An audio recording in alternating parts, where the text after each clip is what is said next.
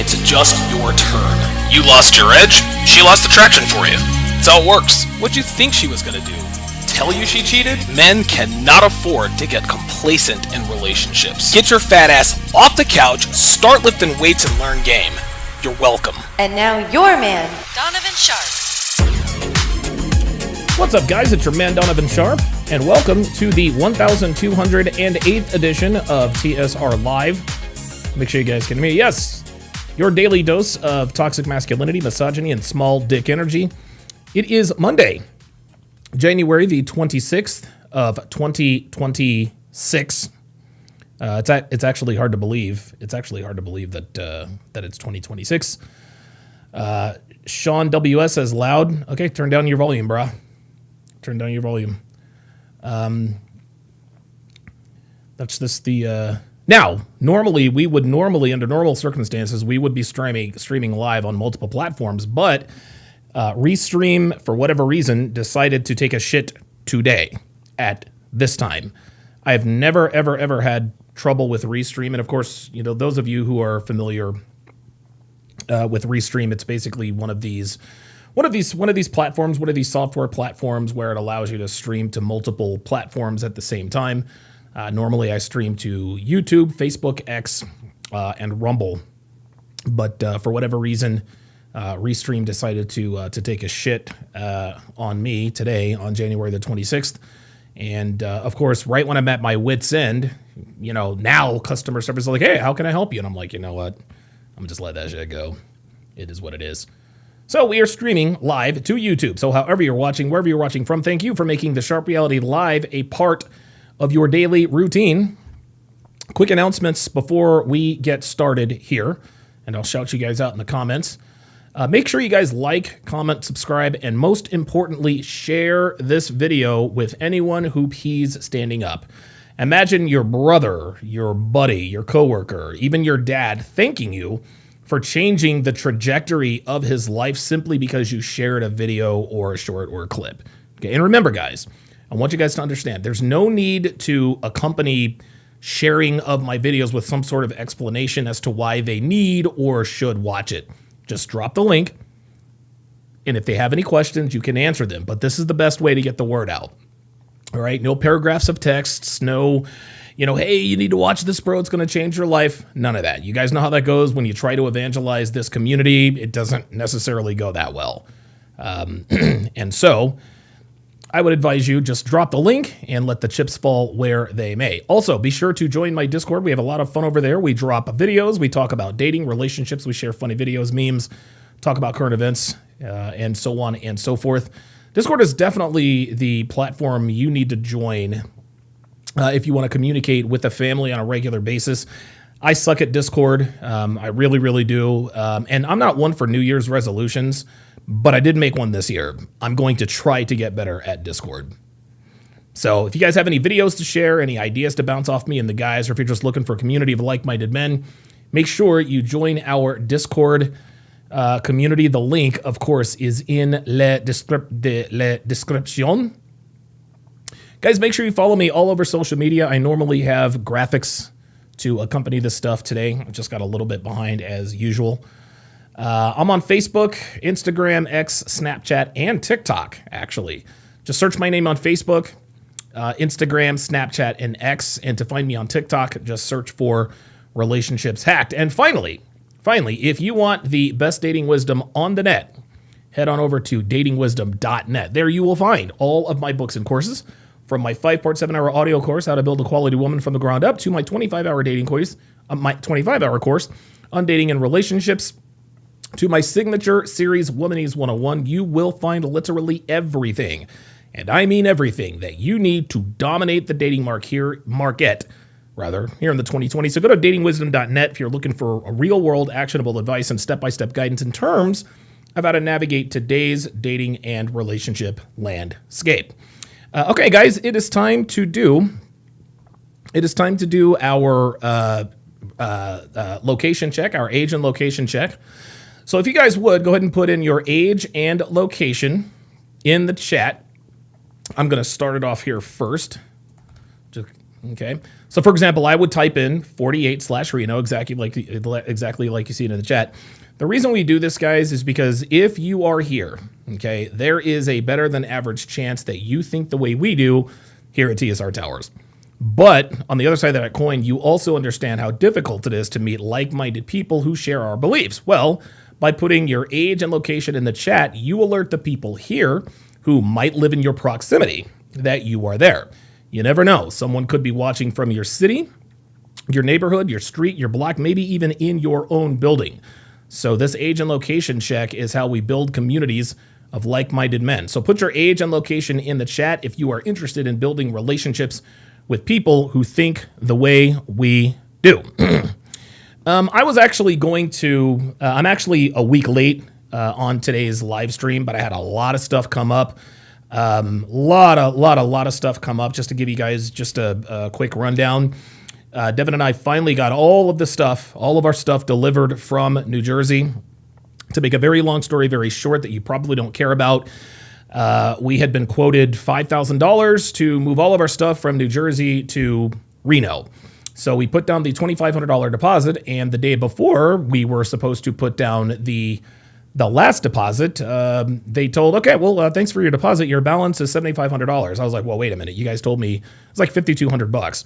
And they're like, no, the quote here says 10,000, blah, blah, blah, blah, blah. And so obviously I was like, okay, we're not going to do business with these guys.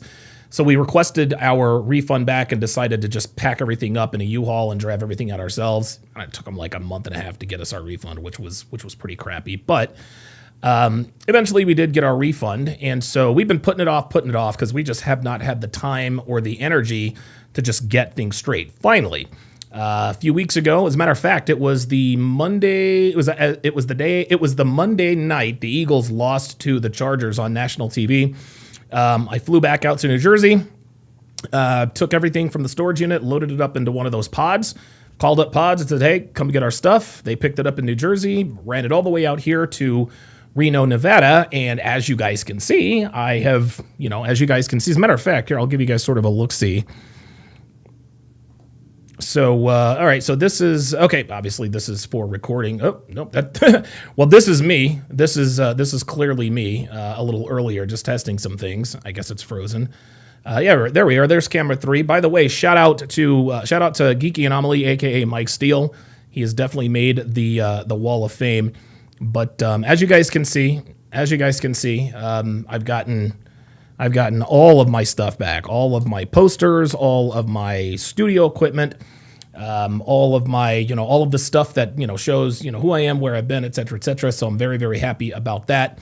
So that's pretty much what I was doing all of last week. Also, I know I touched on this the last time I had a live stream. I told you guys that I might have attention deficit hyperactivity disorder. Saw a doctor, and it took a 10-minute conversation for him to diagnose me immediately. So I am ADHD, and so my doctor prescribed me Adderall, or I think he prescribed me the generic version of Adderall, which is like amphetamine salts, extended release, 20 milligrams. And so I'm like, okay, cool. He calls it into the pharmacy. I get to the pharmacy. They're like, yeah, sorry, we're out. And I'm like, I'm sorry, I beg your jargon. You're out. And you guys, you guys know me. I'm a man, right? And I'm not really, I don't get sick often. I don't go to the pharmacy often. I think the last time I went to the pharmacy was for the mouthwash and the pain pills for, having got my wisdom tooth pulled out. And maybe I'm just naive or whatever the case may be. But gentlemen, I have never, and I mean never ever, gone to the pharmacy and said, yes, I'm here to pick up the pharmacy for Alex Hopkins, or Edwin Hopkins, which is my legal name. And they told me, sorry, we don't have any. And so I was like, okay, what do I do there? Oh, well, we can order it and it'll be here by Tuesday. That, of course, is tomorrow. So I get on the text machine with my doctor, and I'm like, yo, like this pharmacy was out of, like, they're out of my medication.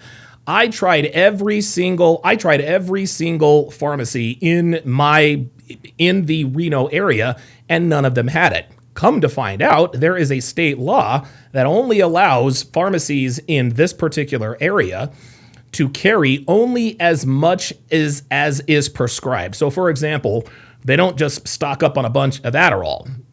The only Adderall they carry is the Adderall that has been prescribed. And so when you come in with a new prescription for something like Adderall, they never had it. Now, of course, they didn't explain this to me until I actually went to the pharmacy and said, hey, look, my doctor called this in, blah, blah, blah, blah, blah. When's it showing up? And the pharmacist took me aside, explained the law to me. He's like, oh, okay, so can you order it for me? He's like, yeah, it'll be here by, I think he said either Monday or Tuesday. So chances are it'll be Tuesday. Guys, I had no idea. And my doctor was like, yeah, when it comes to medications like Adderall, et cetera, yeah, pharmacies are going to be a little bit, it's going to be a little bit difficult. And so thankfully, I am not a drug addict. And so I was able to get prescribed. It's a generic version of Adderall, but hopefully I'm able to pick that up tomorrow, and hopefully it will unlock your boy. All right, let me go to the. Okay, very, very good. Oh, so before I shout you guys out, happy belated Martin Luther King Day, guys. Happy belated MLK, and I know it was a week ago. But happy MLK Day. Yes, I have been critical of Dr. Martin Luther King as of late, specifically in the wake of the Charlie Kirk assassination last September. Yes, I absolutely stand by my assertion that Charlie Kirk was a better man, a better husband, and a better person than Martin Luther King Jr. But I can also acknowledge that MLK is one of the most important reasons I'm sitting here talking to you guys right now. Yes, he cheated on his wife. Yes, he smashed prostitutes. Yes, he put his hands on women. And this came from one of his closest friends.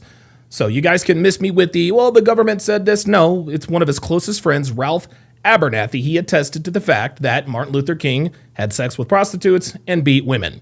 Okay? None of that. That does not negate the impact he had on our country, for better or worse, okay? I can acknowledge that even though Michael Jackson had some questionable accusations to be careful about his relationships with young boys, which I believe are true, he is still one of the greatest recording artists and performers in the history of the world. Okay, I can acknowledge that while R. Kelly is absolutely guilty of having relations with underage girls, I can also admit that at one point he was quite literally the king of R&B. I could list numerous other examples, but the point is that despite MLK's activities in his private and personal life, as far as I'm concerned, he had a net positive impact on my life. Okay, his philandering, as far as I'm concerned, doesn't automatically discount his role in the civil rights movement in this country in the 1960s. So, to anyone whose life has been positively impacted by MLK, I wish you a happy Martin Luther King Day, and may he rest in peace. Got a great show in store for you guys today. Later on in the show, we are going to react to the Pearl Davis World War debate. She told me she didn't think she did well, but she said the same thing about her first encounter with Hafiz, and she ended up, wiping the floor with him. So we will be the judge of that. We will also react to another loyalty test on the Jack TV channel. Apparently, a nigga with a girlfriend who is a hairdresser may not actually be a hairdresser. She may be dressing other things, shall I say. But we're going to start the show by going old school again. Okay, we're going to go old school retro red pill. We're going to break down another Amy Horton Bolde.com article. But we have some cleaning up to do here. Shout out to Panda Trucker, who has gifted 5.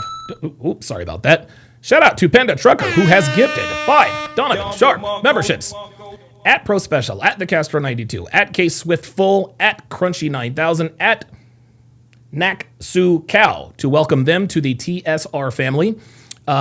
Guys, please, please, please, and again, this is a special, special request. It really, really means a lot to me.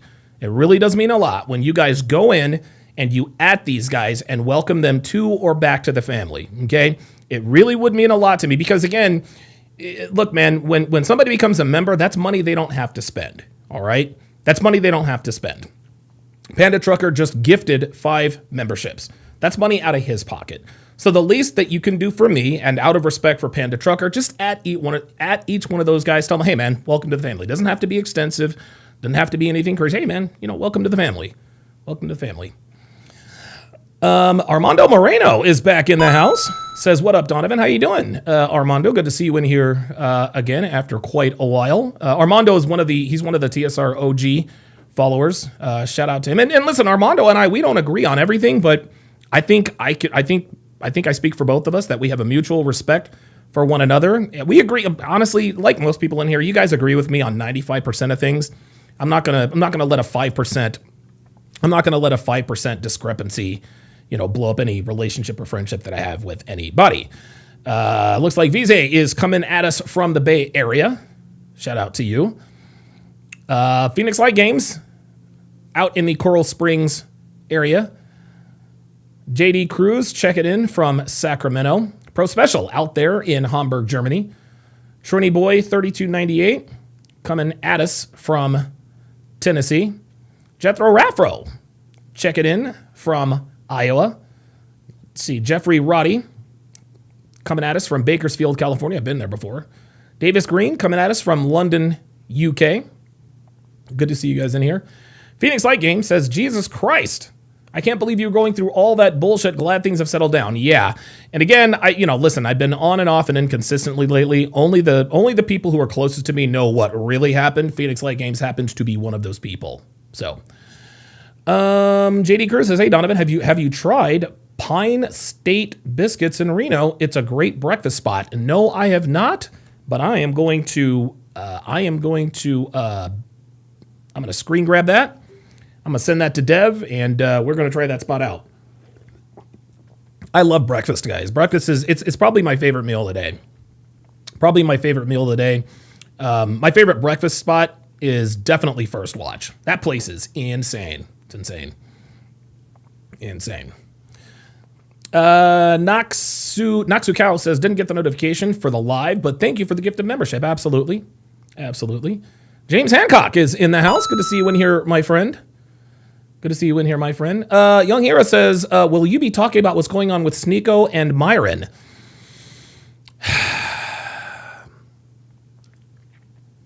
Not yet. I need a little more.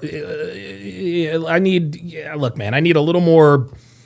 a little more information, a little more context, because I know both of them. Obviously, I know Myron a lot better than I know Sneeko. Like Sneeko and I, I'll see him every once in a while at events. I saw him. We chatted on the yacht. At the yacht party. I've seen him around. Obviously, you guys know Myron is one of my oldest friends. I've known him for years, but I'll probably need a little bit more context and a little bit more information before I start, speaking on stuff like that. A lot of people, and listen, I appreciate the curiosity, Young Hero. I will be giving my take on that. Just need to let a little bit more time go by.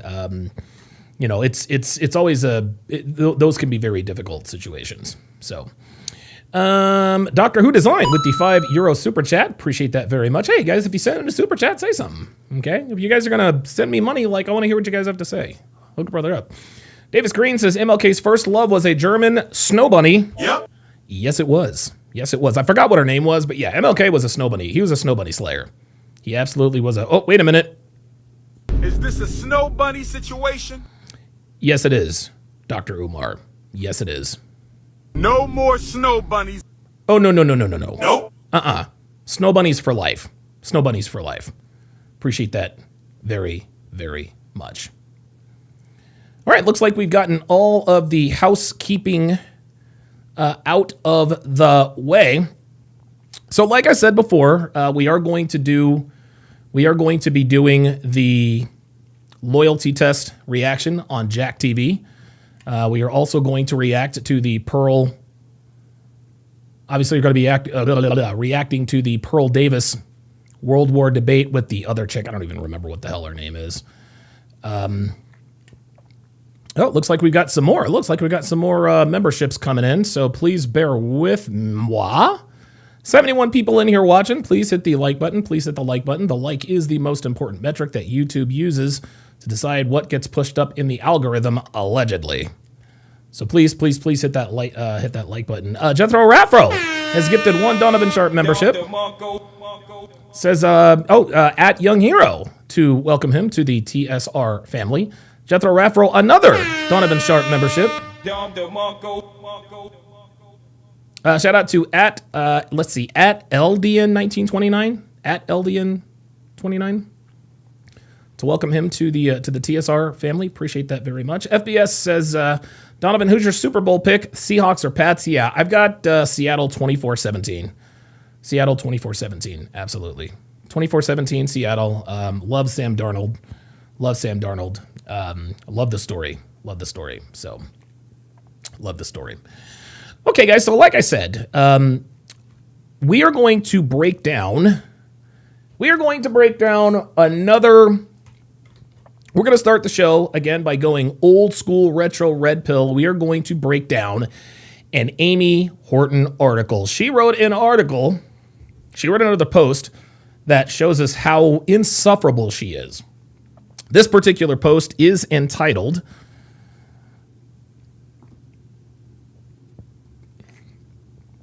I say I want a good man, but the idea of dating a mature guy scares me. Now, this post grabbed my attention because the title alone verifies exactly what I've been saying about 304s who run up on guys who treat them well. Okay? And that is, the better you treat a 304, the worse she will treat you. Now, a lot of people say, well, why is this, Donovan? This confuses me. Why don't women reciprocate good treatment? Why do they adore men who treat them poorly, but then ruin the lives of men who treat them well? Well, the answer is simple, gentlemen. Despite what they say out loud or on social media, girls who sleep around know that they're not worthy of being treated like a lady. Okay? They are keenly aware that outside of the pleasure they provide men between the sheets, they are completely useless to high caliber men. For this reason, they tend to gravitate towards men who treat them like garbage, cheat on them, disrespect them, and all that good stuff. All right? They know that they deserve this behavior, which is exactly why they can't get enough of these guys. Listen, you guys know I get dozens of messages from all over the place. Guys are always asking me, why do women chase these D-bags and a-holes all the time? Why are girls so loyal to guys who treat them so badly? The long answer is that when a man treats a woman with kindness, respect, and put it this way, when a man treats a 304, when a man treats a hoe with kindness or respect or courtesy, she gets upset. And the reason why she gets upset is because she's thinking subconsciously, how does this guy not know I'm worthy of his treatment? How does this guy not know that I am not worth being treated like a lady?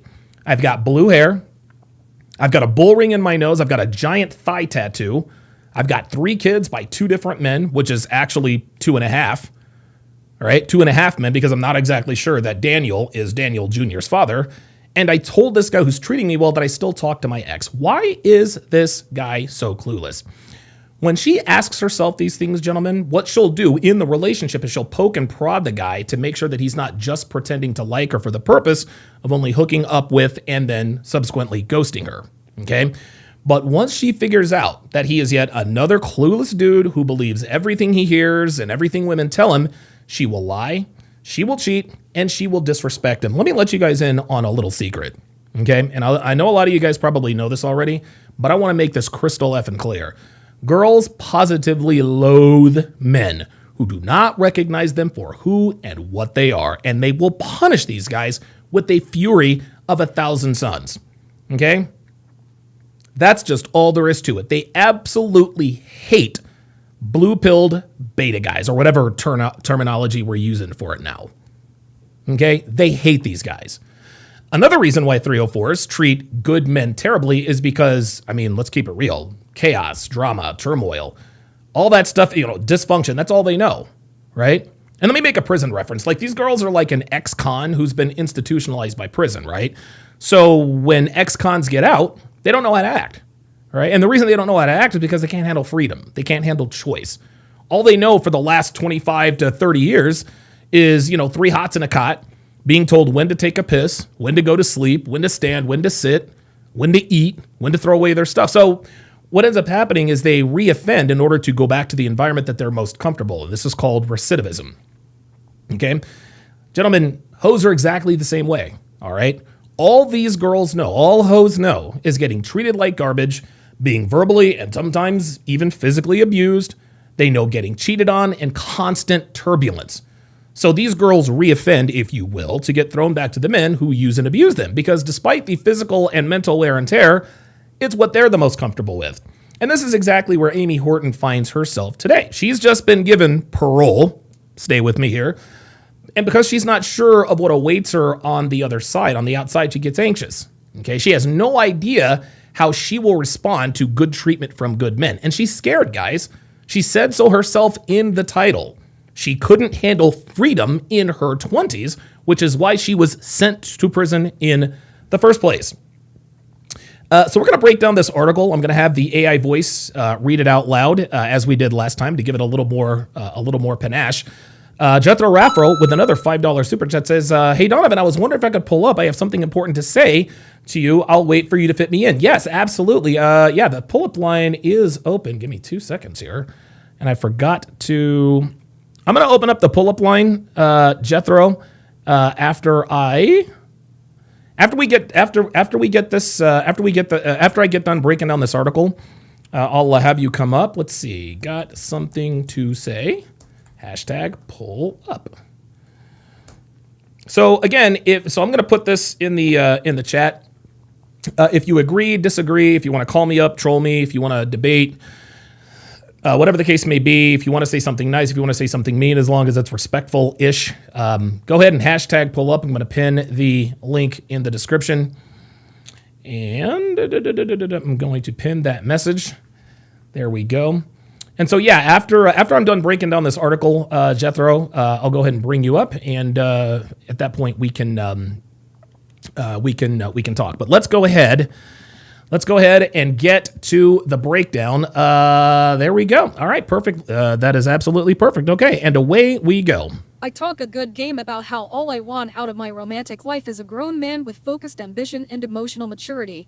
When it comes down to it, though, I'm terrified to actually date someone like that because it brings up all my insecurities and fears. Here's why I have a hard time practicing what I preach. Okay. Pardon me. You see this, guys? Do you see what's happening here? All her insecurities and all her fears. We're already off to a raucous start. So she's got a few reasons. Let's go to reason number one here. Number one, I'm just not used to mature guys. I've dated very few men in my life and a whole lot of boys. It's also been a long time since I've dated anyone for any length of time, so I'm out of practice there. Oh boy. If a man who has his act together actually indicates that he wants me, I'll probably run away terrified. I'll probably run away terrified, she says. You guys see what's happening here, guys? Amy Horton is literally telling us that she is going to run away terrified when a man who has his act together indicates that he wants her. This is your answer, gentlemen. This is another answer for the guys who ask, why all of a sudden did she ghost on me? I'm in great shape. I'm driven. I have goals. I know how to handle women. Pardon me. And I do not tolerate shenanigans. Right? I listened to Donovan's 5-hour, 5-part course, How to Build a Quality Woman from the Ground Up, which I got at datingwisdom.net. And I've done everything that course instructed me to do. And because I followed that advice, I now have a rotation of women who all want to be with me. So if I'm this so-called high-value guy, then why did the girl that I start to like the most, why did she just up and leave? Well, Amy just answered that question for you. Right? She also gives herself away as sort of a bona fide, let's see if I can come up with another word for this, dingling devotee, by telling us that it's been a long time since she's dated anyone for any length of time and that she's out of practice. Okay, the womanese translation of this means she's been sleeping around for so long that she does not know how to conduct herself in a committed monogamous relationship. Okay, when guys wonder why a girl who says she wants commitment but can't understand why you don't want her texting her ex, going to the club, or being on social media, it's because she's been passed around so long that her brain has been rewired to think that her promiscuous behaviors are, quote, normal and healthy. So here's lesson number one, gents. Never commit to a woman who tells you she hasn't been in a relationship for a while. Okay, the reasons are obvious, as you guys probably all well know, and I discussed this at length in Womanese 101, but let me regale you with my thoughts and remind you in case you didn't know. Reason number one, if she hasn't been in a relationship in a while, she's exponentially increased her body count during that time. That's a given. The second reason is that her relationship mentality has atrophied. meaning that it will be incredibly difficult, if not impossible, to rid herself of the behaviors that kept her on the bed hopping spree for so long. Gentlemen, do not waste your time with girls like this. Use them for bedroom fun. Throw them back to the next guy when you're tired of her. You smash her, pass them to the homies. Smash her again, pass them to the homies. Let's go to paragraph number 2. Let's find out what reason number 2 is. And if it's too loud, try to turn it down a little bit. Number 2, I don't like feeling out of control. As much as I detest dating immature dudes, there's obviously something there that appeals to me subconsciously. I think that I have a need to feel like I'm in charge of romantic situations. It dates back to my childhood issues, I guess. I want to keep the upper hand. Okay, this makes absolutely zero sense. Okay, but before I tell you why, let's take a minute here to translate some of the language that Miss Horton is using here in paragraph 2, because she's using words and descriptions that are purposely misleading, which indirectly dilutes what's really happening here. Let's start from the top. She just said immature dudes, okay? Earlier, she said mature guy, which is obviously the opposite. She also used the word boys and men to describe immature dudes and mature guys. She wants us to believe that she means she's been dating younger guys who are immature and don't know any better, as opposed to older men who have themselves together. But the difference between the two isn't age or maturity level, not the way she wants us to believe. No, the difference is bad boys versus high caliber men. That's it, okay? Like most women, like most modern women these days, Amy jumped into bed with the bad boys in her 20s and shunned the men who were good to her. Now, she did give a few men the old college try, as she just told us earlier in the paragraph when she said she's dated very few men. But because she was following Sheryl Sandberg's advice on how to date, she put those guys on ice so that she can continue having fun with the immature boys. So when Miss Horton says boys or immature guys or dudes, she's talking about the bad boys. The guys with tattoos, okay? The guys who treated her like garbage, the guys who passed her around. Then when she says mature men or just men, she's talking about the guy who she now realizes had their act together when she passed up on them in her party years. So getting back to number 2 here, she says that even though she detests dating bad boys, which is sleeping with bad boys, because remember, she said she hadn't dated anyone for any length of time for a while, so she admits that something draws her to these guys. But she says that it's being in control, and that's what keeps her coming back. So she's either ignorant or she's lying. Guys, understand this. Girls hate being in control, all right? They think they want to be in control because feminism tells them to be control freaks. And they want all the accolades that come with being in charge and being a leader. But women are not equipped for leadership, nor can they handle being in control. All right? Amy was never in control with the bad boys. And neither is any other woman, which is one of the main reasons why girls can't get enough of these guys. No, they certainly don't like not being in control. But they are turned on by men who are in control. I've said this for years. Girls don't want controlling men. They want a man who is in control. Okay? Your woman's not going to like a lot of things you do and say to keep her in line, but she respects them. The bad boys weren't afraid to piss Amy off. She couldn't control them with sex, and she was unable to manipulate these guys. She couldn't control these guys, and that's why she stuck around. But what she doesn't know is that she will never have the upper hand with high-value men. She has no idea that any man she feels like she can control and have the upper hand with is a man she will not be able to respect. And she will be right back to square one when she cheats on him with Dave, the unemployed garage band guitar player who may or may not have an outstanding warrant because he owes back child support to multiple people.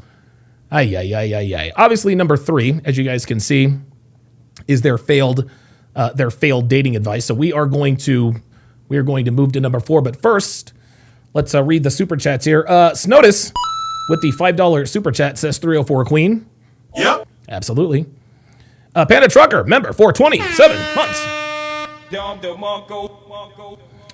Says Don, is there a one-on-one call-in line where we can call in to get support or an ass kicking? That is outside of normal streaming hours. I need my ass kicked.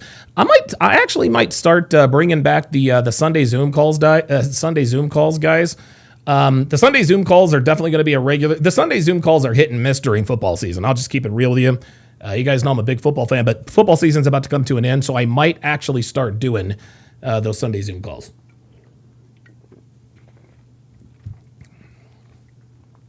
Kyle 2020 says Amy and Janelle are retarded level lost. Yep. Absolutely. Kyle 2020 says one of my good friends was trying to ask a girl he knows on a date, but she told her friend that he texts her too much. There you go. There you go. He texts her too much. He treats me too well. He pays too much attention to me. I'm giving this is why she doesn't like that guy, because he likes her too much. Right? She's texting all these other guys. She's like, okay, I'm giving my divided attention to all these other guys, but he's giving me his undivided attention. That's a turnoff. That's a turnoff. It's just like game. I say all the time, guys, game, red pill game, that's for broken women. Right? If you have to agree and amplify and overcome shit tests and this and that and the third, we already know she's probably broken. It is what it is. So because we know number 3 is a bunch of horse, you know what? Let's go to number 4. Number 4. I have an unhealthy familiarity with dating boys. It might not be a good thing, but it's what I know. I understand emotionally stunted and immature men, and something in me wants to take care of them. A friend of mine once told me that I have a savior complex, and she's not wrong. I know it's not my responsibility to fix guys, but old habits die hard. Gentlemen, this is a typical flaw in female nature, okay? Especially now, because women sleep around, modern women sleep around as a matter of habit, okay? What I'm talking about here is a woman being attracted to men they think they want to fix. So here's how it goes. They start sleeping with the bad boy. The bad boy cheats on her, calls her names, treats her like garbage, the whole nine. Now, we all know, like we have established, that the worse you treat these hoes, the better they treat you, which means that eventually she will fall in love with you, as they always do with these bad boys. So now she's invested emotionally, and she starts entertaining thoughts of a long-term relationship with the bad boy. And because today's women want beta behavior from alpha males, they try to change or fix him so that they can satisfy both sides of their dualistic mating strategy, also known as good genes, good dad, alpha fucks, beta bucks, etc., etc. But what women don't understand is that if they're successful in taming the wild stallion, she will lose that visceral attraction to him because, number one, he's not the same person he was when she met him. And number two, she realizes that she can control him. And women are not turned on by men that they can control. This is a paradox that so many women find themselves in all the time. But because women are grossly unaware that they destroy anything and everything they have sole control over, they can't help but to nag. And if the man she is nagging, if he's weak-willed, if he has a scarcity mindset, or if he doesn't have any steadfast beliefs, he will cave in and eventually submit to her whims. Now, some of you guys are probably thinking, okay, why do women do this, Donovan? Why do they never realize that they've always fallen out of love with the men they are successful in bending to their will? And the answer is simple. Because they're women. And this is just what women do. You see, guys, when a woman tells you to change your wardrobe or shave your beard or cut your hair, she's testing your manhood without even realizing she's doing it. Okay, she has no idea that her operating system, which is running in the background, her operating system is running in the background and is asking herself, does he wear retro gaming t-shirts because he likes them or because he's trying to be unique? Did he grow a beard because he simply wants to, or did he grow it out to become more attractive to girls? Let's see if this guy is who he appears to be. And that's when she starts nagging you about changing things that are seemingly inconsequential, but turn out to be the very reason she leaves you. So here's lesson number 2, gentlemen. If you allow a woman to change you, she will lose attraction for you. Okay? Let me repeat this. If you allow a woman to change you, she will lose attraction for you. Guys, I'm here to tell you, speaking from personal experience myself, if you let her change anything about you, you have failed that shit test. You must never, ever forget that. All right, let's move to number 5. Number 5. I'm not usually attracted to grown men. I know this sounds ridiculous, but I've always been into guys who are my own age or younger. For the most part, I don't feel any physical chemistry with older men. There are always exceptions to the rule, of course, and not all emotionally developed men are older than me, but this has been the general trend. Do you guys see what she's trying to do here? Okay, it's almost as though she's writing each section after she listens to my assessment of the previous sections. And let me explain why this is. Turn up your volumes. Turn up your volumes here, guys. Not too much, because I don't want to blow out your eardrums. Earlier, we established that mature men and men really means stable men. Men who have their act together. Men who are high caliber or have potential to become high caliber. Basically the opposite of the bad boys she was fooling around with. But now she's slightly changed the vernacular to make us think she's talking about the same kind of men in an attempt to throw us off about who and what she's really talking about. Stay with me here, guys. Before, she used mature guys as a pseudonym for nice guy. But now she's calling them grown men to mislead us into thinking mature guys and grown men are the same thing. She is trying to fool us into thinking she's talking about the same kind of man, but she is not. Nope. All she did here in paragraph number 5 was tell us that she has more physical chemistry with men around her own age. That's it. It has nothing to do with what she's talking about in this article. Miss Horton is attempting to tell us that one of the reasons she used to pass up the good guys is because she didn't feel any physical chemistry with them. But the mature guys she's talking about are not the same as the grown men she just described. She's trying to avoid being called out for passing up nice guys to bang the bad boys by conflating mature guys with grown men. You guys see how this works? She's doing this so she can say, well, I didn't pass up nice guys for the bad boys. There were just some men I didn't have physical chemistry with, and that's why things didn't work out. I was totally looking for a long-term relationship when I was young, 23, and hot. But if I'm not physically attracted to these guys, that's not my fault. These grown men she's talking about here in number 5 are neither the mature or immature men she's talking about. These guys are a separate group of men she's trying to group in with the good guys so she can claim she gobbled bananas for noble and just reasons. Nice try, Amy. Let's go to paragraph 6. Number 6, I have a hard time being vulnerable. I'm very honest, yes, but I'm emotionally closed off. There is a definite distinction between the two. There are certain places that I simply don't or can't go with most people. When I'm confronted with a man who is open with his feelings, it freaks me out. Of course it does. Guys, I love how women just can't help but to tell on themselves even when they try not to. And I almost always tell my guys, be patient. Okay, she's not going to tell you the truth now, but if you pay attention and just wait, eventually she will reveal the whole truth and not even realize it. Amy just told us that there are certain places she simply does not go with most people, as if to infer that she chooses not to open up emotionally with the men she's romantically involved with.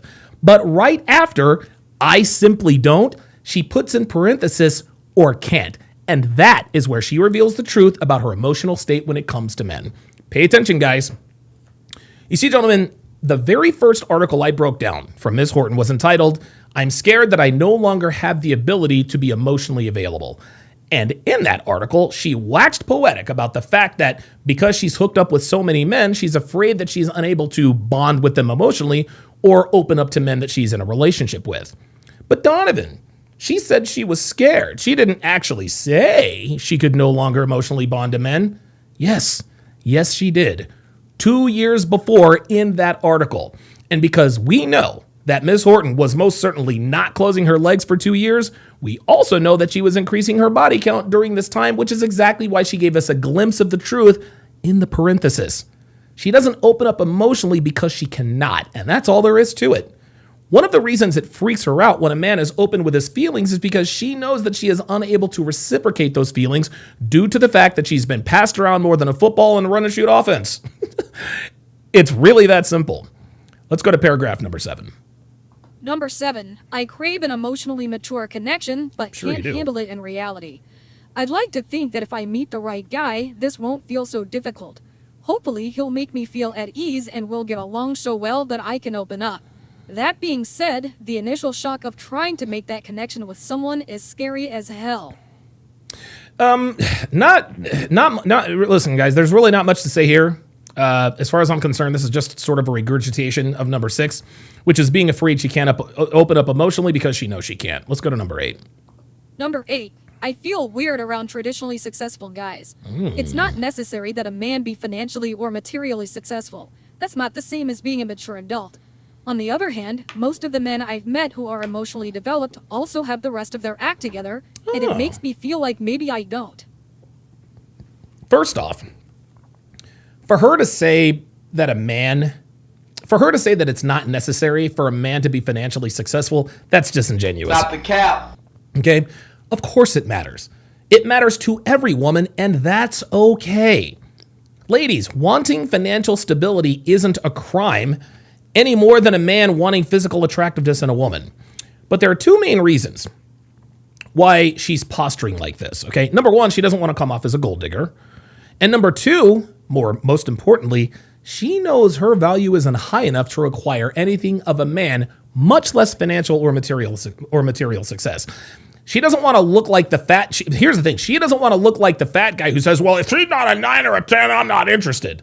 So she takes the politically correct route by saying, well, a man's financial status is immaterial. Secondly, she tries to tell us that just because a man is financially successful doesn't mean he's a mature adult. And she's mostly wrong here. Any man who exercises financial shrewdness and discipline has to be a mature adult on some level, okay? This is exactly why she says most men who are emotionally developed also have the rest of their act together, okay? The only exceptions really are professional athletes or men who are young and wealthy. That's it. Let's move to the next one. Oh, wait a minute.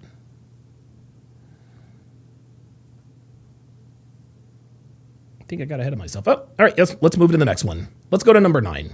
Or 8. Was that number 8? Yeah, that was number 8. Number 8. I feel weird around traditionally successful guys. It's not necessary that a man be financially or materially successful. I'm sorry.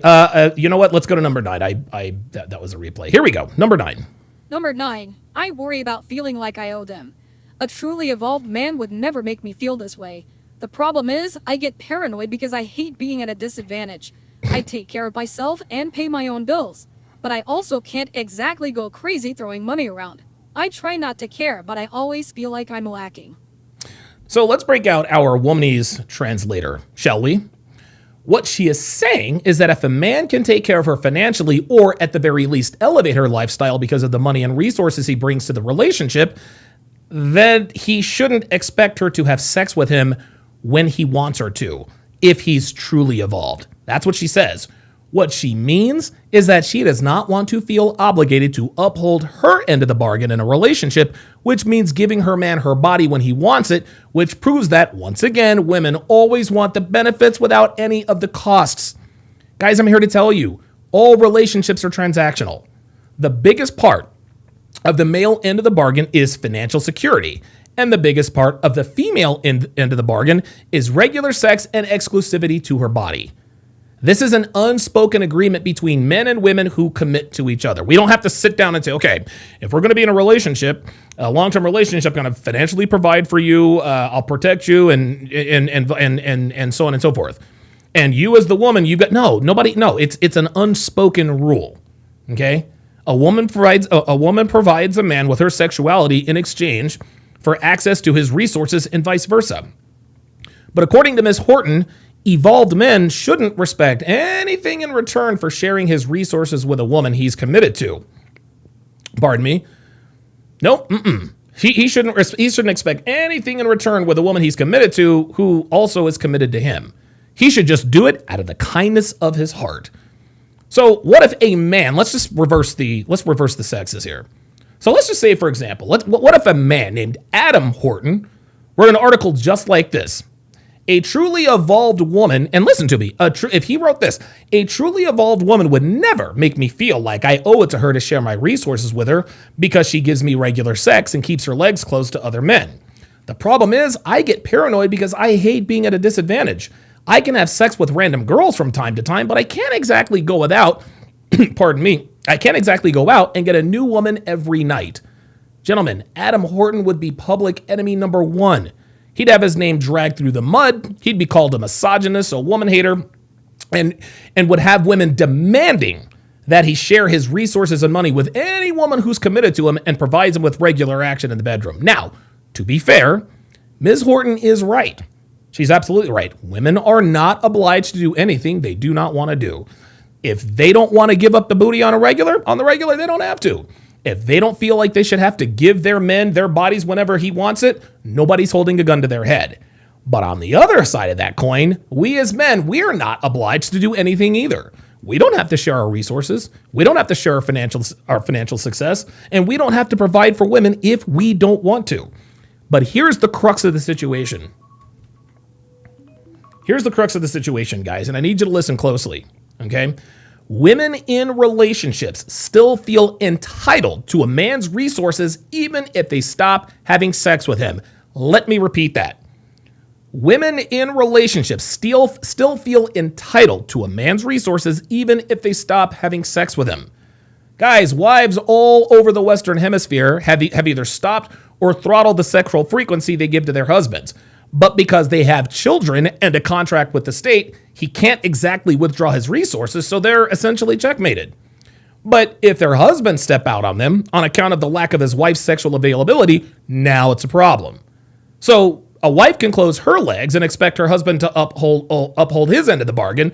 But if a man cheats on her because she's withdrawn her sexual availability, she loses her mind and cries the typical rhetoric, men are dogs, men cheat, men can't be trusted. Here's something else. Stay with me here. Here's something else.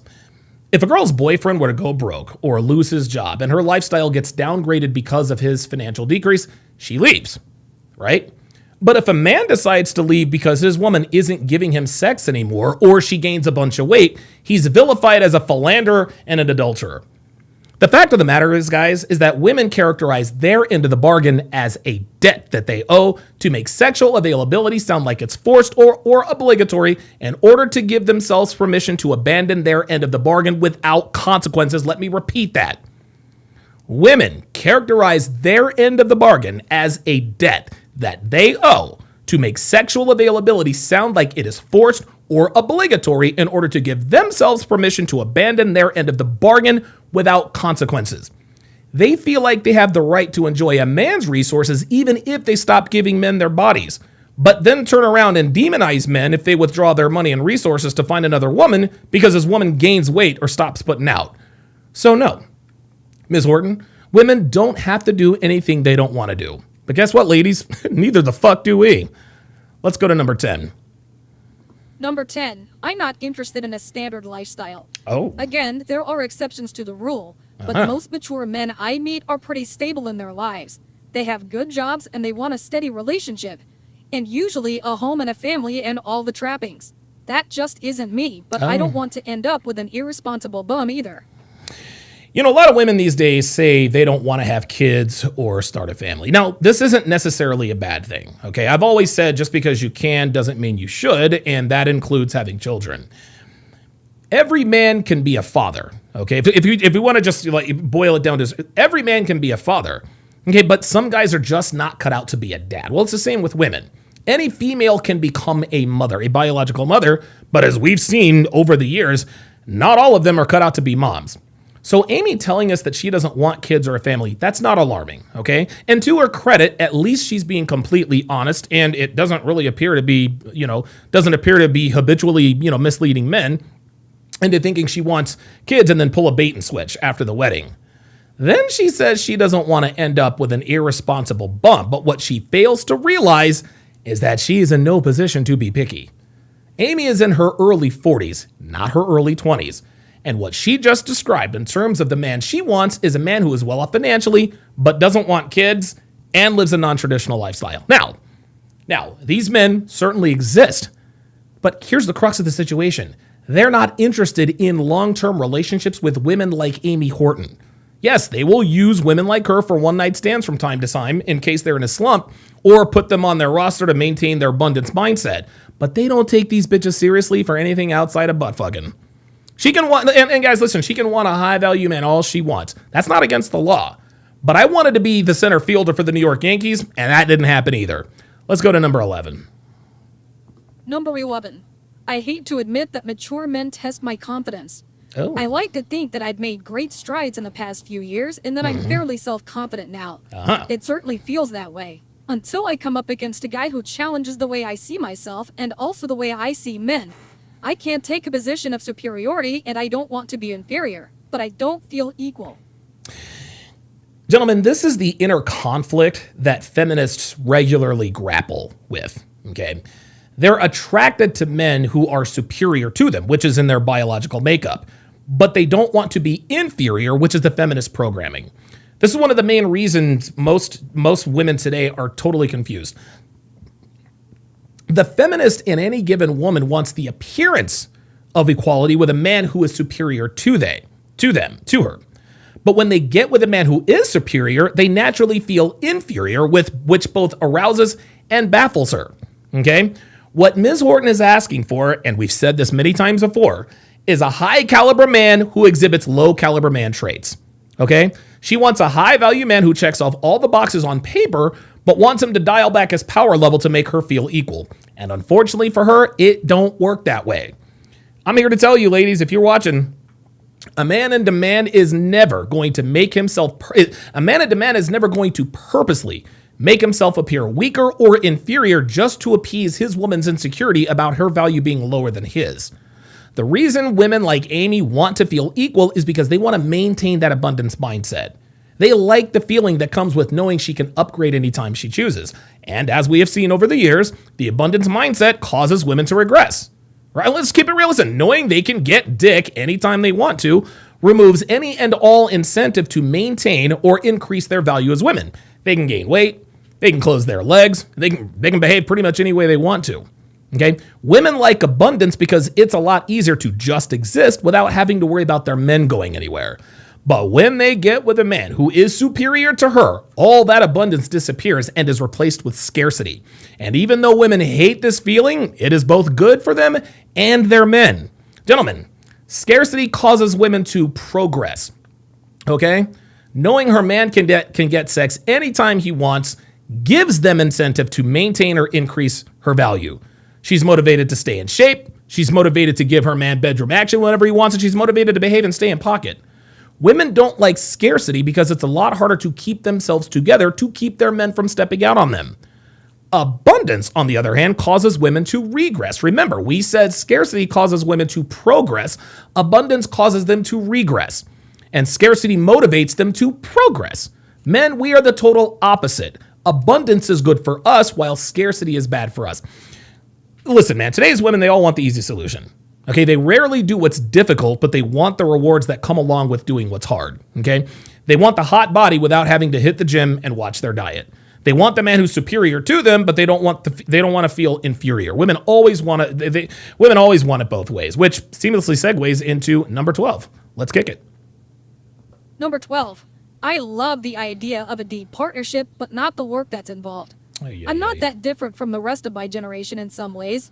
I'm used to the ease of being single. And while ideally I'd like a deep and loving adult relationship, I also know that it takes time and energy that I'm not sure I'm willing to give up.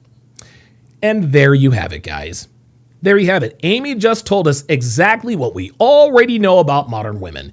They want the benefits of being in a committed relationship without having to give up the freedom that comes with being single. They want the payoff, but they don't want to pay the price. At some point, women do figure this out. But by the time they're willing to pay the price, it's too late. Okay? They don't have enough dating market equity to cash out. So they end up with the men they rejected in their 20s, and to me, it serves them right. Let's move to number 13. Number 13. I'm honestly terrified when someone actually chooses me. I'm always falling for men who are unavailable in some way or another. I hate that I'm like this, and I know that I operate this way because it feels safer than engaging in risky vulnerability with someone who truly wants to be with me. I'm sorry, Amy. Since when is sleeping with bad boys not risky behavior? Since when is having unprotected sex and emotionally investing in men who are bad for them, since when is that safe? Amy's not terrified when someone actually chooses her. She's not afraid of risking vulnerability because she's done that her entire adult life with the wrong men. No, what she's really afraid of is the men she chooses not choosing her. That's what she's afraid of. She is afraid that the men she chooses will not choose her. Guys, this is what she's really afraid of. Okay? Bitches like her engage in risky behavior all the time. So pretending she's afraid of risks, that's a ruse to make us think that she isn't risky, which, of course, is a telltale sign of a slut. And she knows it, which is why she put it this way. Let's go to number 14. Number 14. I've been alone so long that dating a grown man baffles me. I've not had many mature relationships in my life. I've been in love and I've had serious boyfriends, but there was often an element of childishness in our interactions. We never really discussed our futures together or acted adult. Now I feel like I don't even know how to begin. Guys, this goes back to what I talked about at the beginning of this particular article. Most of her relationships have been with assholes who treat her like garbage. Like I said, guys, Amy is used to dysfunction. It's all she knows. This is why dating other kinds of men baffles her, because she honestly has no idea how to conduct herself with high caliber men. Luckily for her, she will get to stay in her comfort zone, because high value men won't go anywhere near her, which will make her readily available to the dudes who are more than willing to pass her around. And finally, let's go to number 15. Number 15. I don't like to feel that my partner is more emotionally mature than me. This is the real kicker. If I find a fully open and emotionally vulnerable man to date, I have to then confront and deal with my own issues with exposing my heart. I don't know that I'm quite ready to go there. But then again, there's never an ideal time to face your fears. Okay, so once again, the heading has nothing to do with what she actually wrote in the section, which seems to be sort of a recurring theme among these bold authors. But let's talk about what she pointed out here. If she does find a fully open and emotionally vulnerable man to date, she's going to lose attraction to him. Women may like the idea of a man who is emotionally vulnerable because it looks great in movies and television, but women never stay with these guys. Why? Because vulnerability is weak, and women do not like or respect weak men. Guys, I'm here to tell you, speaking from personal experience, pouring your heart out to a woman and doing things like having cute little chats about your feelings over lattes and vegan shortbread cookies, that dehydrates her lady parts in a hurry. Women don't want this, okay? They think they do, but they won't. And again, I speak from personal first-hand experience. This is exactly why women don't stay with men who are emotionally vulnerable. And if they do stay with these men, they take advantage of their vulnerability because they despise weakness. So why on earth would we as men purposely make ourselves weak and vulnerable to women when they have showed us time and time again that they can and will take advantage of and fully exploit our weaknesses and vulnerability? That, honestly, guys, that's the equivalent of a boxer intentionally dropping his left hand against a guy like Deontay Wilder, who has arguably the greatest right hand in boxing history. What sense does that make? At the end of the day, guys, women like Amy Horton are scared to date mature men because, number one, they're not turned on by them and don't want to end up with them. And number two, if they do run up on a guy who's worth a damn, they know that he is not going to commit to her long term. And women simply do not handle rejection well at all. All this fear is ego. Amy doesn't want her ego bruised when a man of value tells her, thanks, but no thanks, I'm not looking for anything serious with an older woman right now, when she angles for a relationship with a man she actually respects and loves, but then finds out days later he's on a weekend getaway with a hot 21-year-old who never met a recipe she didn't like, doesn't believe in putting a lock on her phone, and actually admits she likes doing things to make her man happy. She's even more baffled as to why she can't find this girl anywhere on social media. Isn't that interesting? All right. Dr. B84, member for 70 months. Wow. Says, man, you're finally back. Got promoted to partner at work officially with a pay increase $450K per year. Abso-freaking-lutely. Unbelievable. Shout out to Dr. B84. All right, I'm going to take a 30-second potty break, and when we come back, oops, that's not what I want to do.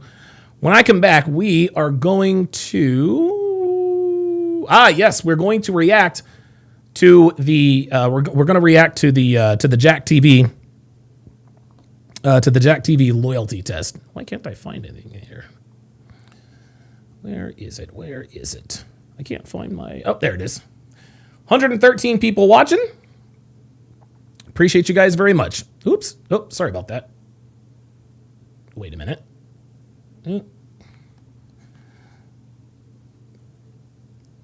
Okay, so you're in a sexless relationship with a woman you still love very much. You've tried talking to her, you've tried relationship counseling, and at this point, you might even be desperate enough to try hypnotism. But nothing has worked. You're becoming increasingly frustrated with not having your needs met. So what's a man to do if his wife or girlfriend isn't satisfying his needs in the bedroom? Simple. He needs to get his hands on my free guide, Dead Bedroom, The Cure for a Sexless Relationship. This incredible handbook is jam-packed with a wealth of knowledge based on personal experience, real-world scenarios, and proven results. Had to stop it that. contains Step-by-step. step-by-step. Had to stop that. Yeah, that ebook is no longer free. That ebook is no longer free. Okay, perfect. I'm in.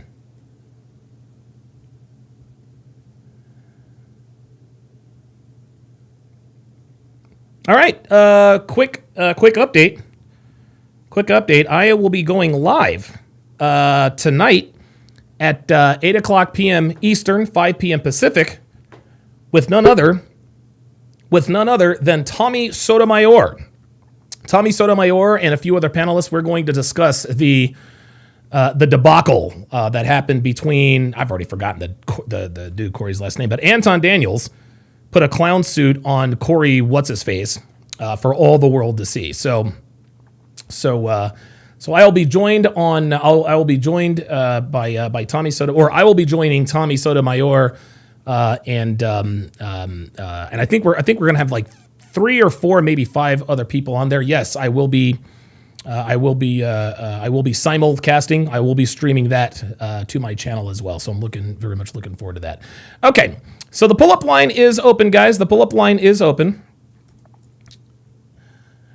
I just spammed it in the chat. If you have anything to say, nice, mean, whatever the case may be, the link has been pinned in the blah blah blah blah blah in the chat. Jethro Raffro is on the line. Jethro, what's going on, brother? How you doing, man? Not too bad, Donovan. How you doing? I'm doing good. What's on your mind, man? So, I wanted to say something to you. I was going to preface it by saying the time that when I first gained the most respect for you and why I follow you so much, and I watch all your videos. I like all your videos. I'm in the network. I'm in the Fresh and Fit network too, as well. Good. It was the time that you had the episode where you explained your story about Amy. The story of what happened to Amy. Oh yeah. The chick that was entangled, and then I believe the boyfriend had approached her at the house or whatever with the shotgun. Yeah. At that time, and the time with your story about the necklace that you had on. Oh yeah. Your necklace. Yeah. Because I had watched you up until then, but then you had actually gone into your own story and explained the things that have happened to you, like that. It's kind of unbelievable that you'd be so open with everybody, on stream. But I mean, that gets you loyal followers. Sure. Well, the reason I do that, Jethro. Well, let me just respond. The reason I do this is I think it's very important. If anyone is going to listen to what I have to say in terms of my advice on relationships, you're more likely to take what I say seriously if you know that I've made those mistakes. We have a lot of content creators and love gurus and love doctors. All they do is talk about their wins. Yes, I banged 10 girls a week and I've never. That's not realistic. Okay, anytime you get to where I was with girls, there was a long line, years and years of failures, and those were probably some of the biggest ones. But yeah, I think it's very important for people to understand both your W's and your L's. I think you get a little bit more credibility that way. And so I'm a little nervous, but so the thing about it is when I had heard that, and it's been a long time that I obviously follow you. And the last time you did a live, I had commented on your live about the Facebook, about you, because you had so many followers on Facebook, and about being monetized. Yeah, being monetized on Facebook. And I had also said, like, hey, it was next time you go live, I'd like to pull up because I had something important to say to you.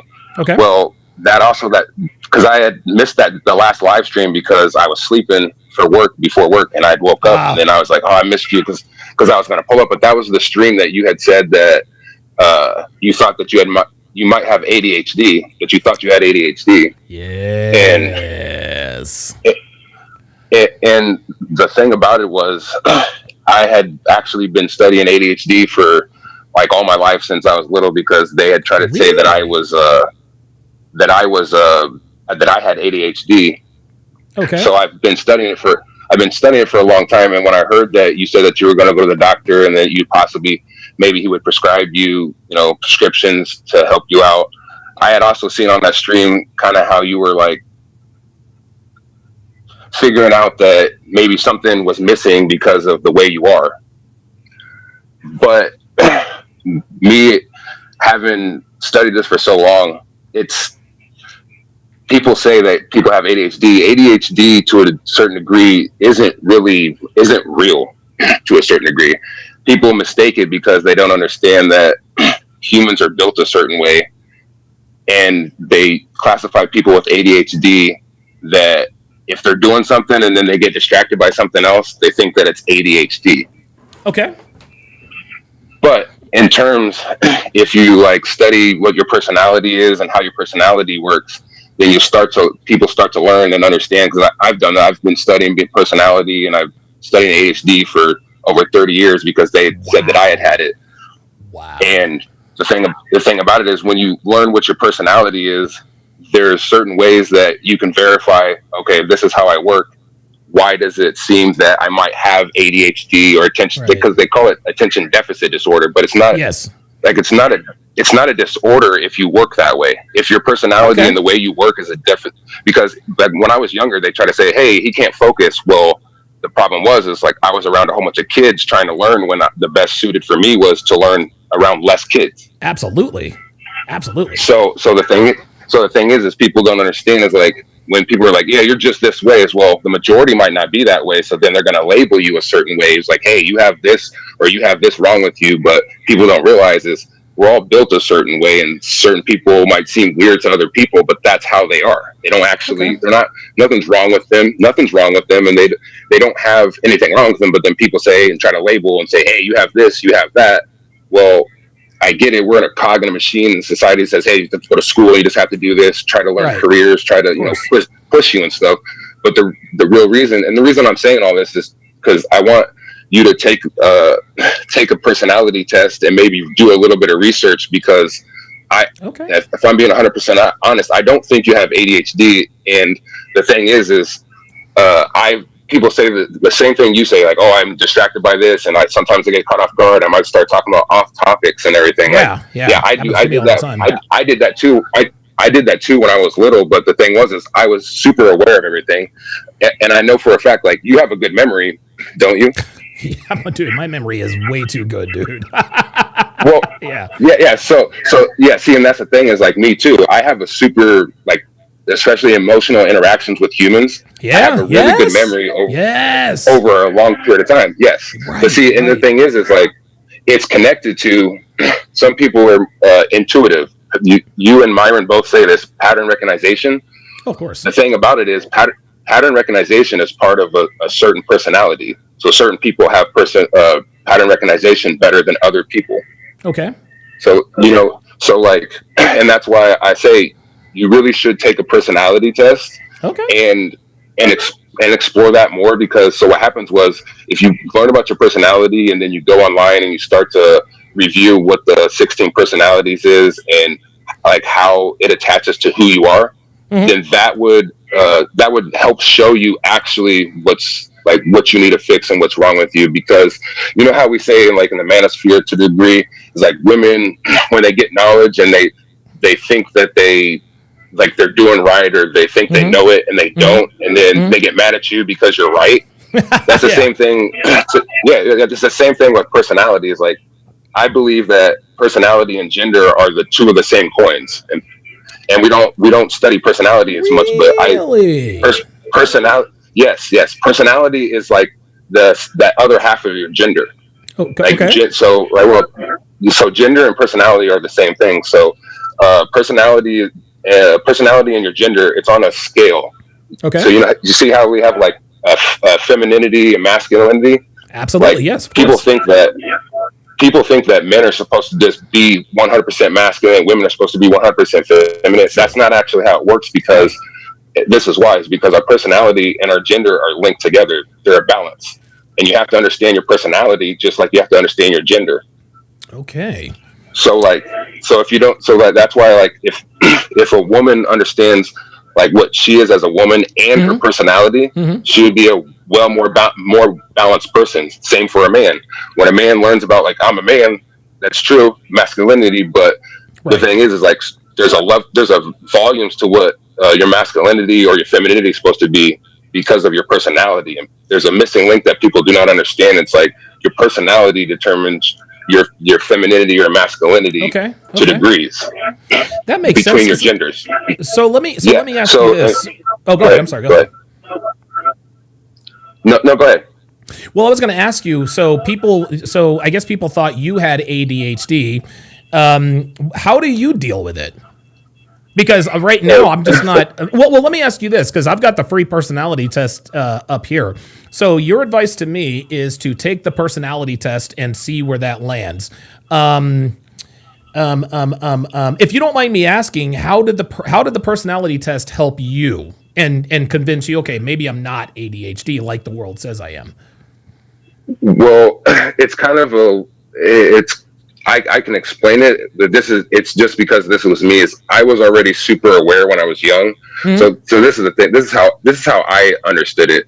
Because when I was young, people would like took me to a therapist because my mom and my dad had split up. So I had gone to a therapist. Sure. And my dad had thought that I was mad at him because my dad got abusive towards the end, and my mom and my dad split up.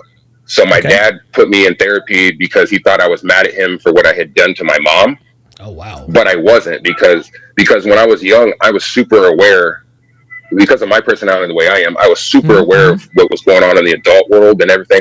But I was so aware that my dad had thought that I was angry at him. But then I kept telling him and my therapist, like, no, I'm not. I'm mad at you because of this, and I know what I'm talking about. But they kept on just looking at me like I'm a young kid. I don't know what I'm talking about. Something's wrong with my feelings.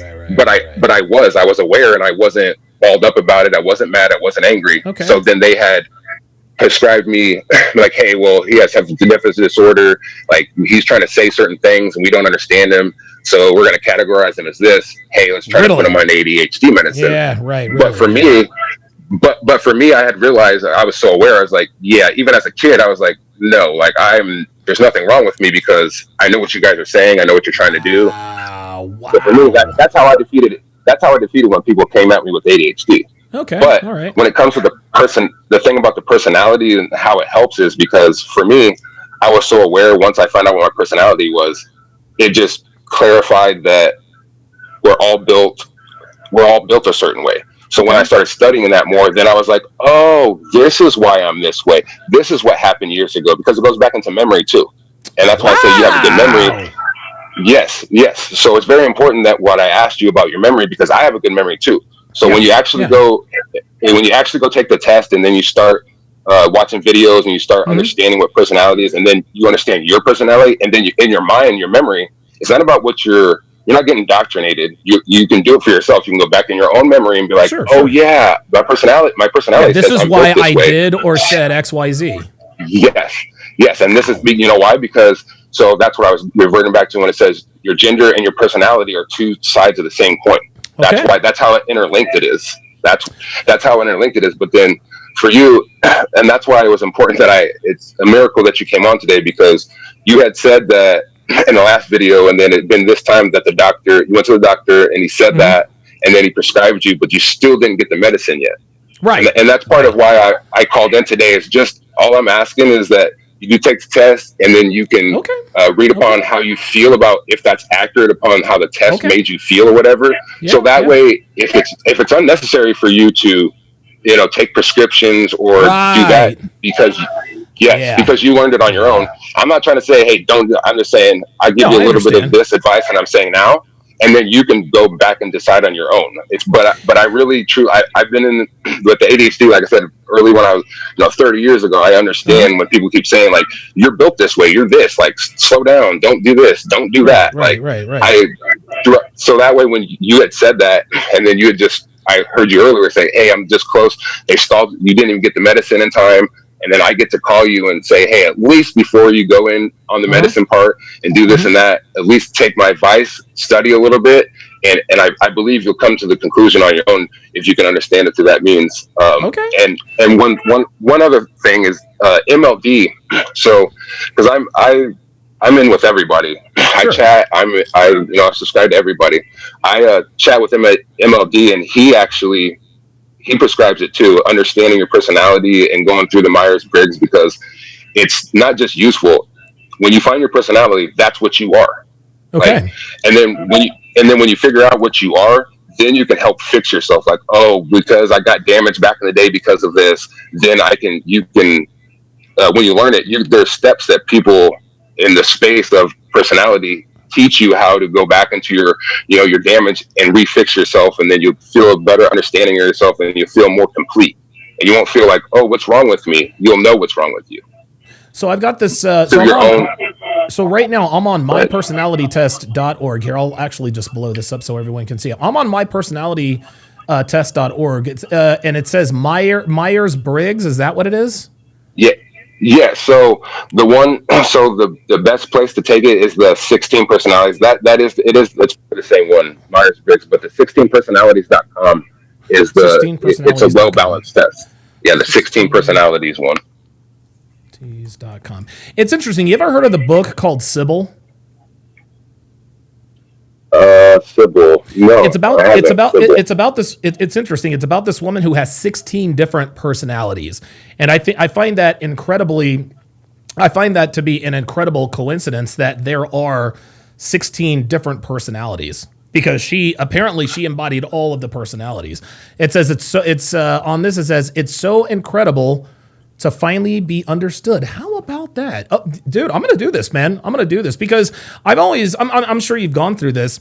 And again, there's nothing special about me, but I've always wondered why I am the way that I am, why I'm so all over the place at times. Why am I sometimes quick to, and I'm sure that there are other environmental factors, the way I was raised, et cetera, but I've never taken a personality test because I thought they were all just kind of, thought it was all just kind of voodoo. But now that you are telling me that this is something that you've studied and that MLD endorses this, I'm as soon as I get done tonight, I'm definitely going to do this because I'll be very, very interested to know like where I fall on that. Yeah, because the thing is I've kind of been in the shadows. I'm going to come out someday about all this, but I've been waiting. But for you, I came out especially for this. I haven't done this yet, but it's just especially for you because that's why I prefaced it with how you earned my respect fully is explaining that and coming on. So that's what I'm doing right now is I'm just, you're the first person that I'm like aiming this at because it's that important. When I heard ADHD is like, I'm like, that's one of the things that I'm really good at. I understand this is my world. And I live it. And it's so important that one day I will share my stuff to the world, but it's so important that people understand. And this is why I'm giving this to you is that personality is you. So like when people wonder, like, what am I? Like you are built that way. So then you learn about yourself because we're always going to constantly grow. You're always going to have to learn how to be a man. Like it never stops just because you the red pill or manosphere or anybody says, hey, this or that, even if they're right, you still grow. You're growing until you die. So it's never going to end. It's always a journey. And when you understand like who you are and then you walk the journey, that's where you can actually fully be yourself. Wow. And that's what I want to give to you of the understanding, because once you figure out what your personality is, and once you dive into it a little bit more, you'll understand what I'm saying, and then it'll help you out tremendously, and it'll help you, with your content further, and maybe spread a little bit of the word about personality. Let me ask you this. I'm sorry. Go ahead. No, go ahead. I was going to say. So there was one thing. Go ahead. No, go ahead. Sorry. Go ahead. No, go ahead. I want to hear the one more thing. Okay, so and this is for the future, but I just want to put it in your head. I watch almost every single video you ever had, almost. And there was a topic about Sigma males. Yes. So when people and you have a thing, there is no such thing as Sigmas and this and that. It's all form of malarkey. Right. There is truth, and there is a certain there's a truth about why Sigmas and why people come up with the why is there sigmas? Okay. And I'll further, maybe further someday I'll talk in detail, but so this is the bare minimum of what I'll say about sigmas. Okay. A sigma is a person who is an introvert that works on themselves consistently. It doesn't get lazy or doesn't turn into a person that doesn't work towards their goal. That's an introvert. Okay. And usually a sigma is a person who can be a leader, who can be a loner, or who can follow. That's what a sigma has the power to. If they work on themselves when they're introverted, that doesn't mean they don't want to be around people and they don't want to help people. It's actually the opposite. A lot of introverts want to help people deeply, but it's hard for them to be around a lot of people. So that's where the sigma, to a degree, comes in. Is that they're followers, they're leaders, and they're lone wolves. And if they know themselves so well, that's why they can go between the levels of being a follower, being a loner, or being a leader, is because they're introverted and they want to help people. So they're like the quiet people who lead, or the quiet people who follow, So to a degree, sigmas. That's a little briefing of sigma. Sure, and yeah, I've been hard on. I've never heard of the quote unquote sigma male described in that way, because the way and listen, I'm sure you can agree with me. A lot of these guys on the internet who think they're sigmas, to me, that's just a cope. Okay, you're a pussy. You're afraid to talk. You're afraid to talk to girls. You're lazy. You still live at home with your mom. And it's interesting. Every time I used to watch one of these sigma videos, 7 reasons you're a sigma, they always make reference to a superhero or a comic book or some sort of make believe anime, and I think the reason why I was so hard on these sigma males is because they were trying to claim that they were something valuable without ever having worked for it. But if you're telling me that this is just the personality of some people, then that I can definitely get on board with. I'm not about to tell a guy who plays video games 18 hours a day, lives at home with his mom, has Cheeto dust on his finger. Yeah, I'm a sigma male. No, you play video games too goddamn much and you spank the monkey too goddamn much.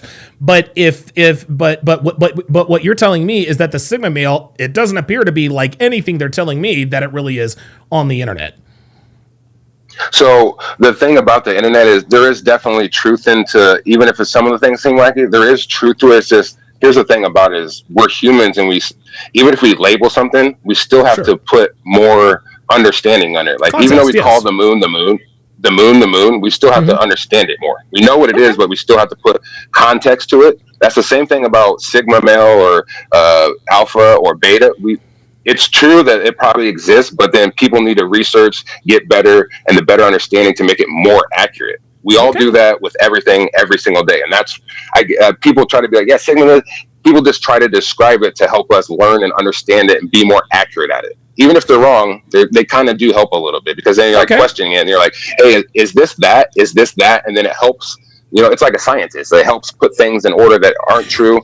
Bruce Lee said it, take what is useful and then discard what is useless. Right, discard what's not. That's exactly right. Yeah, and then add to what something is. And I really think that what I just broke down as a sigma, that really is what a sigma, and I understand, and I just, one more thing about the sigma thing that you said, is that when people say superhero or put that kind of stigma to it, there is a kind of a reason to it, to a degree. Okay. It's because people don't notice sigmas is why. So we sometimes, even when talking about it, have to be like, yeah, because we're the ones in the background that are, kind of powered up and everything and quiet. But then it's lonely. It's lonely when you're super intelligent. You don't want people, if you're an introvert, people around you when you're an introvert take your energy. That's the basis of being an introvert, is when you're around a lot of people, it doesn't matter if it's not about social. They drain your energy because you're an introvert. Right, and you only have so much emotional bandwidth as a person. Exactly. Yes, and see, and that's why I'm saying, like, it ties into everything ties in thing. Alpha, beta, like, for instance, just real quick, beta is when a person, usually to a degree, is an introvert, or they could be an extrovert, but they don't work on themselves. That's why they're beta and they get walked over in life, is because I think there are a lot of beta males out there who want to they want the moniker of sigma because they want to. It's almost like they want to feel, well, I might not be an alpha, but I'm a sigma male. No, those guys aren't sigmas. Those guys are losers. Yes, and you're talking, and a lot of people that say, "Oh, this isn't true." You can sense it, whether you understand it or not. Whatever personality it is, I can tell by listening to you. You can sense it. That's why you're like, yeah, you can sense that. That's true. Like, so the thing is like, betas are followers, Yes. like that, their personality. So whatever personality they are, if they don't work on themselves, then they become followers. And the problem with nowadays is that followers are trying to be leaders. It's that's the biggest problem we have in the world. Yeah. Biggest problem we have in the world. Followers are trying to be leaders, and then it messes everybody up. And then the greedy people are like, yeah, we'll take advantage of that, and then we'll just take those followers and spit them in Minnesota or spit them over here, like. Let me ask you. Let me listen, man. Let me ask you one last question. And I know you're not a doctor and you're not giving me advice, but you've watched a lot of my videos. Are you, in your opinion, do you think I have ADHD, or what's your take? Just because you're not around me 24/7, but I've got like 3,000 videos out there, so you can probably, maybe not the full picture, you can probably get some handle on what my personality may or may not be like. What's your opinion on that? So it's funny you asked me. I always wondered if I wanted this to guess or have you say it, like find out what you were. But I'm gonna guess that. So I have a question before I answer this. This is a question I was gonna ask you. You asked me that. I need to ask you this. Okay. Do you think you're an introvert? Do you think you're an introvert or an extrovert? I'm definitely an extrovert. Okay. Okay. Oh, you said that. So do you think? Let me add a little variance. Okay. Do you think you could be an introvert that's more extroverted? An introvert that's more extroverted. No, I don't. Well, I'll put it to you this way. Anytime, and I mean everywhere, whether I'm shopping or traveling, I always talk to people. It could be like I could be in the grocery line, dude. I remember years ago I was at the post office. It was freezing cold, and there's a bunch of people in there freezing. And I remember thinking, "Oh my God, it's so cold outside. I can't even feel my emotions." And everybody I was just trying to sort of lighten the lighten the mood, lighten the load a little bit. I don't feel compelled to speak everywhere I am, but for whatever reason, I feel this natural desire to communicate with, because I'm very, and I guess that's probably a feminine part of my personality, is that, we always say men are interested in things, women are interested in people. I'm interested in things, but I'm also fascinated with people. I like to and it's weird because when you observe people, you try to figure out, who they are, what they do, why they say or do what they say. So I guess the short answer to your question is I don't think so, but I might be an introvert that's extroverted. Okay. So I am gonna say this. You might be an INFJ. You might be an INFJ. What is that? Or it's a intuitive, introverted intuition, which means introverted intuition is the first function. Extroverted feeling is the second function. Okay. Introverted thinking is the third function, and the last function is extroverted sensing. Let me because I said that just brought me up. I'm sorry. Do you ever have keys? Do you ever misplace your keys and you're you just had it a moment before, and I placed it over here, or some kind of object? Yeah. Or some kind of object, and then you're like, I just tried to put that in my memory where I was going to, yes. So you have that to a degree. Yes. Okay. So I think you might be an INFJ. I mean, that's my personality too. I've always sensed that you might be. That's why I asked, and an INFJ is the most extroverted of the introverts. Oh, that's why I asked that question before. So the INFJs are the most extroverted of the introverts. I mean, dude, I've been an extrovert my entire life. The only thing before I started getting into fights at school, the only thing I used to get in trouble in class for was talking. I just obviously I like to talk, but I'm definitely going to take this personality test because I've really, and it's interesting, when you talk to doctors and therapists here in the 2020s, they don't really have the same understanding, or at least they can't really tap into that as we do. We understand in this community, and we're no smarter or dumber than anybody else, but by the same token, we keep it real over here. If a guy were to hire a therapist, hey, my wife cheated on me, what do I do? The therapist is going to say, brother, you need to let it go. She's with you now, blah, blah, blah, blah, blah. We all know that is absolutely not what you should be doing. So, but by the same token, they do have some sort of cerebral knowledge that could help us, if that makes sense.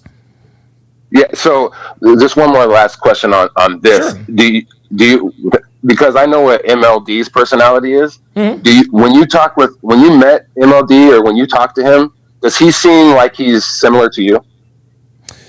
In ways, but not completely. And Okay, I think cool. I think I'm definitely I think let's say MLD and I were in a crowded room, whatever the case may be. I would probably be the first to talk to somebody in a situation. I'm sure that there have been, social experimental tests in terms of that.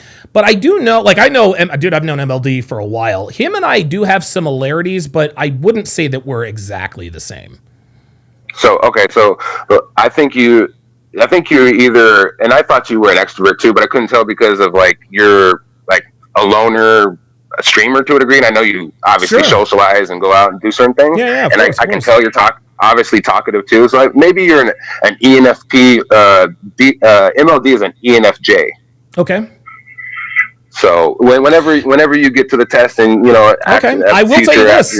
I will tell you this, Jethro. There might actually be something to what you're saying, because while I am an extrovert, I'm at a point in my life now, I don't seek social situations.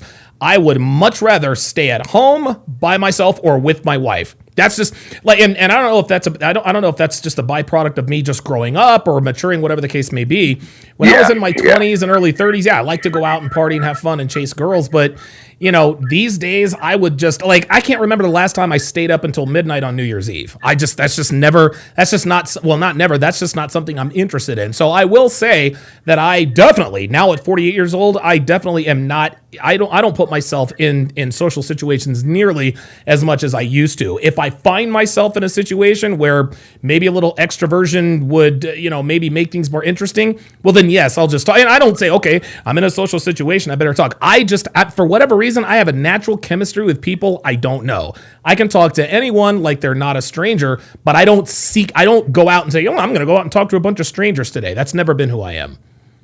Yeah. And I mean, I think that I kind of have there's a small theory that when you're if you're an introvert, when you're younger, you're going to be more extroverted because it's so young. You're so young. So even though you're an introvert, you'll be more extroverted.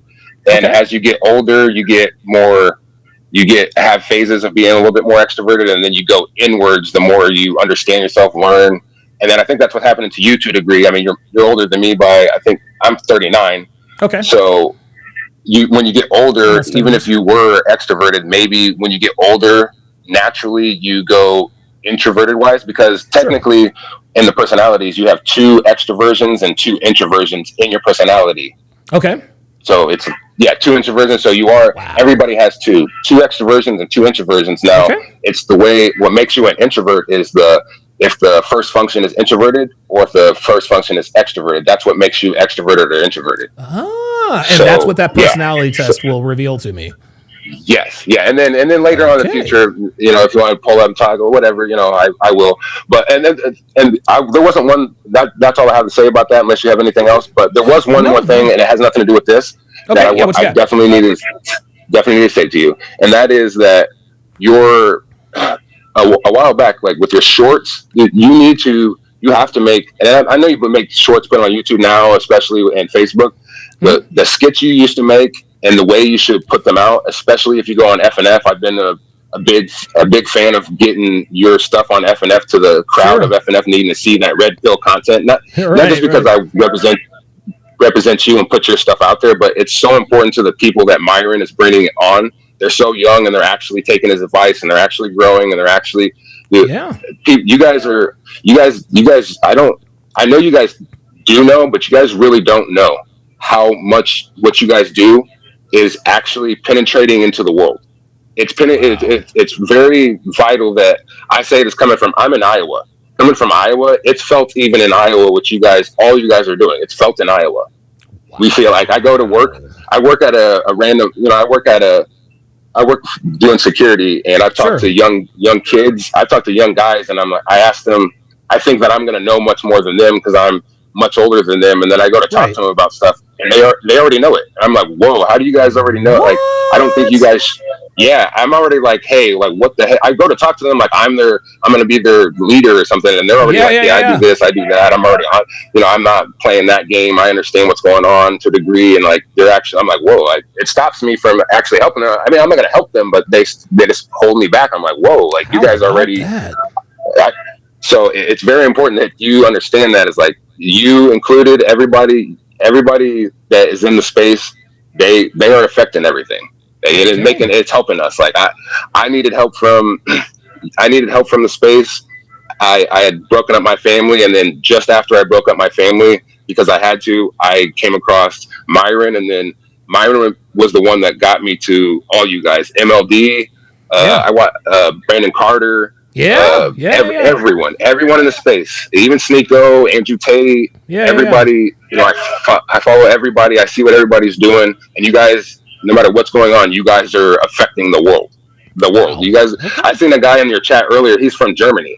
Yeah, in your chat, like, from Germany. So you guys, you're affecting the world. Like, you're helping us out beyond measures that not very many people can express. But I am expressing it. It's so very vital. You guys keep this up, man. Jethro, and just on this last note, just make sure that you start, you know, maybe putting shorts, maybe connect with Myron and like say, hey, every once in a while, play this short, make a short for him or whatever, because people are really starting to, he's getting a new, this is what I'm saying about this. He's getting a new crowd. He's getting younger people, a newer crowd. It's been a long time since he got just such a new crowd of kids that are listening to him and stuff. It's very important and vital now. I text Myron. I'm on this debate channel all the time. Hey Myron, play this, play that. He's played it once. He's played it once on his debrief, the relationship drive-through skit. Those are a blast to win. Those are much needed nowadays. So that's why I'll tell my guy to start posting them again. well, Jethro, listen, when you go on the show, go ahead. So I know I'm rambling on. This is the last thing. Next time you go on a show, you should definitely queue up a couple skits and have them play it. Especially, the one thing I haven't been able to do, because I know they run a business. And I have to, and Myron's so busy. I know he'll do it, but he's so busy jotting around and so many people coming in. I try to tell him, like, put the drive-through skit relationship thing on the after hours when the setup's right, when the girls have a certain amount of time and they're saying certain things, like play the drive-through skit video and then watch the reactions to the women reactions to it. I think that one skit is perfect. So I think you should put it in Myron's ear, like, hey, you should put that on, the air, because he has to plan for it. I know. So of course, yeah. But yeah, and that. Welcome to Bolde Smash. I appreciate Can I take your water? Yep. I appreciate all you do. Of course, man. I appreciate it, man. Jethro, listen, man. Thanks for chiming in, and this has been incredibly educational, man. I will definitely take that. Definitely take that personality test for sure. So disclaimer. Sorry. Disclaimer before. So just because you take the personality test doesn't mean, because you could be in a certain mood or whatever, and you might. It's not the end all be all. Make sure you try to be honest as possible when you answer the question, so that way it's pretty accurate. Yeah, but what I will say is, like, take the test and then read about the different personalities and listen to the different personalities online, and you'll be able to find your personality. So even if the test could be a little off because of your mood, or you might be doing this or that. So it might not get as accurate. So take the test and then go online, research the 16 personalities, what they say about it, and you'll find your personality, and you'll understand what I'm saying about the ADHD and all that stuff, and figuring yourself out. It's so important to you. So I thank you for all you do, and I will chit chat with you later. All right, Jethro Raffro, man. Let me give him a Don DeMarco, man. That was where's my Don DeMarco? The hell? Come on now. There we go. That was fascinating, man. That was absolutely fascinating. I learned a lot. There. That was incredible. Yeah. Welcome to Burger Smash. Can I take your order? What was the other one? Welcome to Nick Flings. Can I take your order? Yeah, I might start working those back into the rotation. All right, let us move to the next part of our program. And again, guys, if you guys want to pull up, if you have anything to say, anything to add, subtract, multiply, divide, whatever the case may be, make sure you hit the pull up link. It is now pinned in the chat. What we're going to do now is we are going to react to a loyalty test by Jack TV, but I know that people have been getting not copyright strikes, but copyright sharing revenue, whatever. I don't mind doing that, but I also want to keep my channel legal. I am still one of the last RP channels here that are still monetized, and hopefully I can keep it that way. So I'm going to, you guys can see I've got the watermark up here, and I've got the disclaimer down there. So the title of this one is, will his, quote, hairstylist girlfriend cheat and do more than hair? And away we go. Welcome back to another episode on Jack TV. Today we're helping Bryce figure out if his girlfriend was truly loyal to him or not. I lost my job recently, and I feel like since... Oh boy. I lost my job recently. Okay. Now, I know a lot of you guys will say, yes, if you lose your job, your woman is going to leave. It really, it depends. It depends on the situation. It depends on the situation. And it depends on how long you've been with her, right? So for example, let's just say that Donovan Sharp Incorporated were to disappear. Devin's not going to leave, but she ain't going to stick around forever. Okay. I've got 10 years in with Devin. I've taken care of her, and she has taken care of me. And so the 10 years that we have together, that will probably give me a substantial runway, but it's not continuous. Okay? Devin is not going to stick around forever if all I do is wallow in self-pity, crawl in a bottle, doing drugs, whatever the case may be, complaining about this and that. No. Devin knows that I got to where I'm at because of my, well, now non-existent personality, because of my personality, my hard work, with my hard work, et cetera. But I don't, again, understanding what I know now, I know she can't wait around forever, and I wouldn't expect her to wait around forever. Okay? To put this on the other side, that would be like me being with, let's just say that Devin were to gain 15, 20 pounds, right? And you guys know what she looks like. She's got her body is smoking. She'll be 50 in August. She's got a better body than most girls less than half of her age. But let's just say, for example, that she were to put on a few pounds. I'm not going to be like, all right, get out. Da. By the same, like I'm going to be like, okay, you're starting to, and I'm direct. I'm not like, well, honey, maybe you should know. I'm going to be like, yo, we just got our gym equipment downstairs. You need to get your ass in the gym and start lifting weights. And I will give her time to get her body back. But if 3 months, 6 months, a year goes by, and I don't see any progress or any desire to get her ass in there and get in the gym, the heat's going to be turned up a little hotter. Well, it's the same thing on the other side with you being employed and your girl staying with you. Depending, if you've been with a girl for a month and you lose your job, you can't expect her to stick around. Okay, you only have a month in. But if you've been with a girl for a year and a half, maybe 2 years, and maybe you've fallen on hard times, she'll give you time to get yourself together, but she's not going to give you forever. Just understand that that's never going to be the case. I'm not able to provide the same way I was able to provide on my last job. See? That she might step out on me. You just think your girlfriend with you for bread. Basically. Bryce actually believes his girl might consider leaving him because of his financial situation. So if there's even a chance he's right, pretending that this is our decoy's luxurious house will tell us everything we need to know about her. Yeah, I'm gonna go out on a limb here and say, yeah, it's going to make a difference. He gonna be the one putting your girlfriend to the test today. Of course, don't be, too touchy. You know what I'm saying? Like, there it is. Don't be too touchy. So he wants his girl to be taken. He wants his girl to be tested, but not really. Guys, when guys on these loyalty tests say, hey, look, don't be too touchy, don't try to do this, that, the other, this means he knows she's going to fail. He knows she's going to fail, and he's afraid she's going to fail. Okay?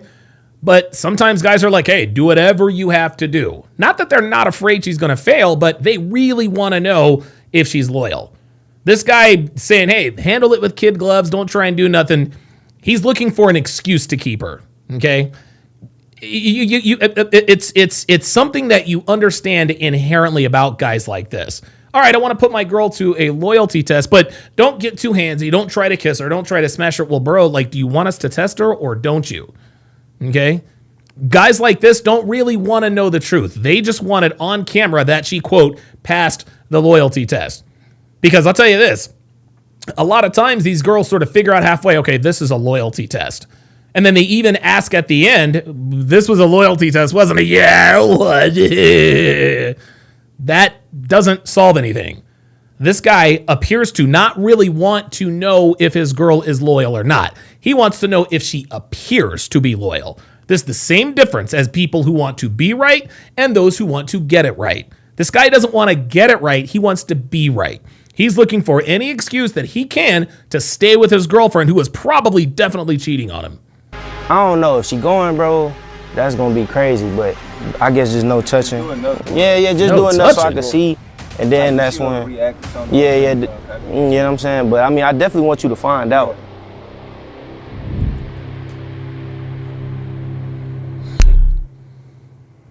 Come on, Flyers. I lost my job recently, and I feel like since I'm not able to provide the same way I was able to provide on my last job, that she might step out on me. You know, that's why we're here. I'm just trying to. Is that something that's grown because of you not being able to provide how you once? Yeah, that could be. That's one of the main reasons. Yeah, I feel like we'll argue a lot more recently, or she'll just I could just tell in the energy in the space we build. Those are instincts, other, guys. Just be off. Yep. Look, when he says it's just the energy, it just be off. Those are your masculine instincts. Those are your masculine instincts. Legend says, let him go all the way if you're going to do it. Yeah, he wants to do it, but he doesn't want. I don't think this guy wants the truth. To sum it all up, whenever things get short, or whenever I say, oh, I can't, as far as finances, it's always oh, you never can't. Da, da, da, da. And then I just ain't been even getting that same love, affection. I don't know. It could be one of her clients. Maybe she possibly mess around with one of her clients because stuff ain't good at home. So, not to cut you off, bro, other than you losing your job, have you ever had any other signs of her being disloyal? Have you ever had to worry about her stepping out? She'll come home late. That's one of my biggest things. I'll be like, where you at?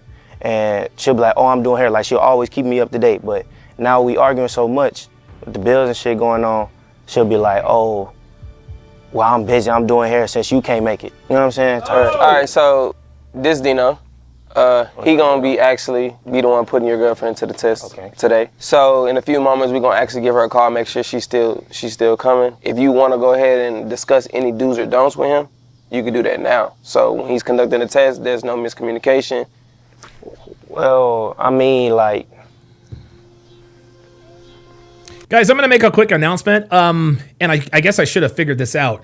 I'm not going to be able to get to the Pearl debate because I'm going to be going live with Tommy Sotomayor and a couple of other people on the Corey Holcomb, Anton Daniel situation. But I will definitely do it tomorrow. Stay tuned. Of course, don't be, you know what I'm saying, too touchy. You know what I'm saying? There it is. See, he doesn't want the truth. I mean, he don't want the truth. I don't know if she going, bro. That's gonna be crazy, but see, if she gone, bro, that's gonna be crazy. He can't. You guys can already see that he can't mentally handle it. This guy wants the truth, but he doesn't really want to know the truth. Saying, but once you make the advancement, she decline it. Don't try to make her fail. You know what I'm saying? Just, don't try, guys. No, bruh. Don't try to make her fail. Yeah, this is going to be all bad. This guy doesn't want the truth. This guy does not want the truth, guys. He don't want the truth, man. Okay? He says don't try to make her fail. Then why test her? So what this guy is saying, okay, well, if she shit tests you one time, don't pass the shit test. Don't pass the shit test and we're good to go.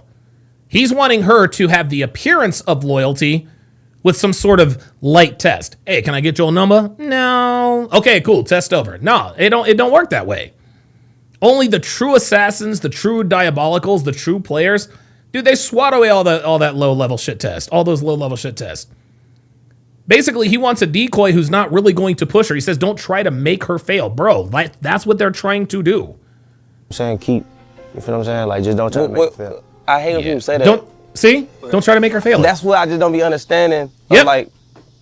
When people be like, don't keep on forcing the issue. I mean, that's what you doing it That's for. What loyalty tells you. You're trying to get it out of her. If your girl is truly loyal, no matter how many times he reiterate, do you want to do this with me? You want to do that with me? She should always say no. I don't care if it's Right. And what this guy doesn't understand is that when guys with game approach these girls, guys, I'm telling you right now, Guys with game, we never, when I used to run out and holler, dude, no girl ever said, hey, hi, I'm Alex. Ooh, let me give you my phone number.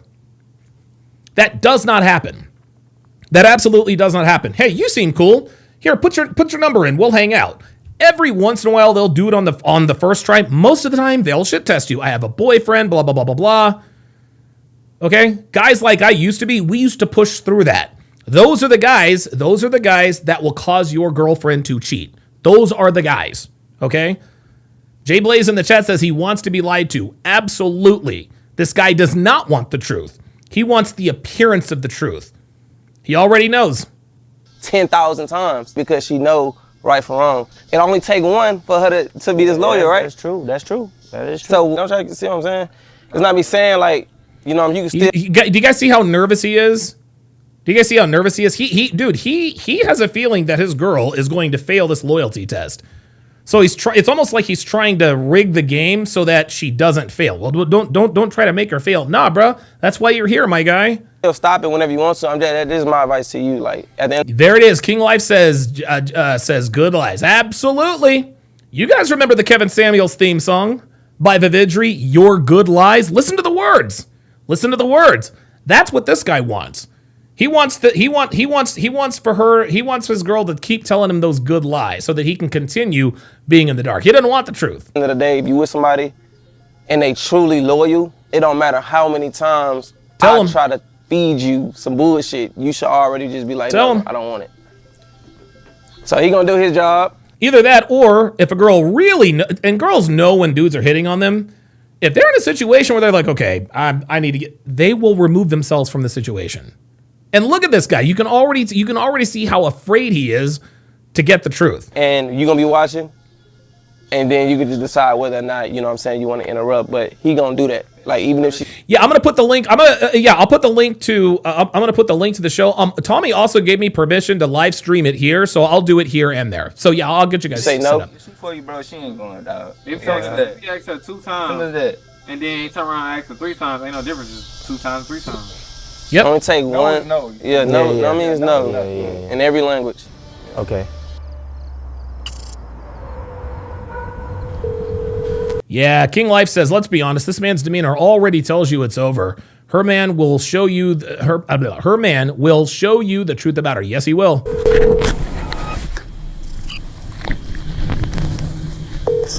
Hello. Hello, Nay? Yeah. Hey, you got an ETA about how far you is, how long it's gonna be before you get here? Like 13 minutes. Oh, like 13 minutes. All right, that's cool. 13 minutes. Oh, she on that exist. She got a pin down. All right. You didn't even get anything like for you to you got everything? All right. Yeah. All right, cool. All right, well, see you when you get here. Okay. All right. So how you feeling, bro? I mean, it is what it is. I mean, we about to see. I mean, I put it to the test, so I feel alright right now, I guess. Yeah, good. Hopefully Nate gets here safely, because in reality, accidents can happen at any time.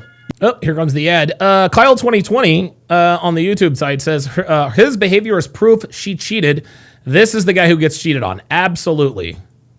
Insurance company didn't want to pay now. In the description below, www.forthepeople.com/JackTV. Thank you, Morgan & Morgan, for sponsoring this video. Nay is a hairstylist. That's exactly how we were able to bring her into this test. We told her Dino needed a house call and offer her a little extra cash. She agreed with no hesitation. Once she was on the way, we locked everything in. The cameras were hidden, the mics were live, the decoy was ready. And Bryce, he was on the other side of the property inside our command center watching everything in real time to see if Nay would take the bait or stay loyal. From her perspective, this is just another client, just another hair appointment, nothing out the ordinary. But what she doesn't know is that the moment she walks through that door, she's stepping into her very own loyalty test. Now, if you're at home and you want to run your own loyalty test, Cheetah Buster AI lets you do it right from your couch, straight from your phone. A couple days ago, I actually used it to search up Nate. All I had to do was enter her name, location, and I uploaded a photo. And the AI checked to see if she had been on any dating apps, and even showed the last time she was active. Oh, shit. Oh, wow. Guys, oh my, dude. This is why you guys know I ain't in the game. This is why y'all know I ain't in. This is the first time I've ever heard of this, man. Dude, I swear to God, I love you guys. I really do. Love you guys with all my heart. I truly feel sorry for people who have to be subjected to this. Like, think about this, man. Think about this. The dating landscape is so fucked. There are now websites like FaceTrace that lets you know whether or not the person that you're in a relationship with is on other dating on other dating apps. Incredible. Wow. Come to find out, hell. they had never been on any dating apps, which was a great sign going into this loyalty test. But listen, test your partner at your own risk. I'm just showing you what's possible. And if you want to try it yourself, go ahead and click the link in the description. Yeah, we see him. What's up, man? Nice to meet you. You got here? It's crazy, bro. I don't like the way she greeted him. She said, hey, listen to her. She's not greeting this guy like a client. She's greeting him like a friend. Look, I'm going to tell you right now. Guys, never ever commit to a woman. Never commit to a woman who's comfortable talking to men she doesn't know. If she is comfortable talking to men she doesn't know, she is absolutely a slut. No doubt. Yeah, we see him. Listen. What's up, man? See? Hey. Seriously? This nigga this is a nigga you don't know. He's gonna pull up to the spot. She talking about, hey. Nice to meet you. You got here? Hug him? Crazy, bro. How you Look how nervous he is. I don't know yet. Nigga, you nervous as he's like, yo, this is crazy, bro. This man knows the truth, but he doesn't. I don't think he can stomach the truth.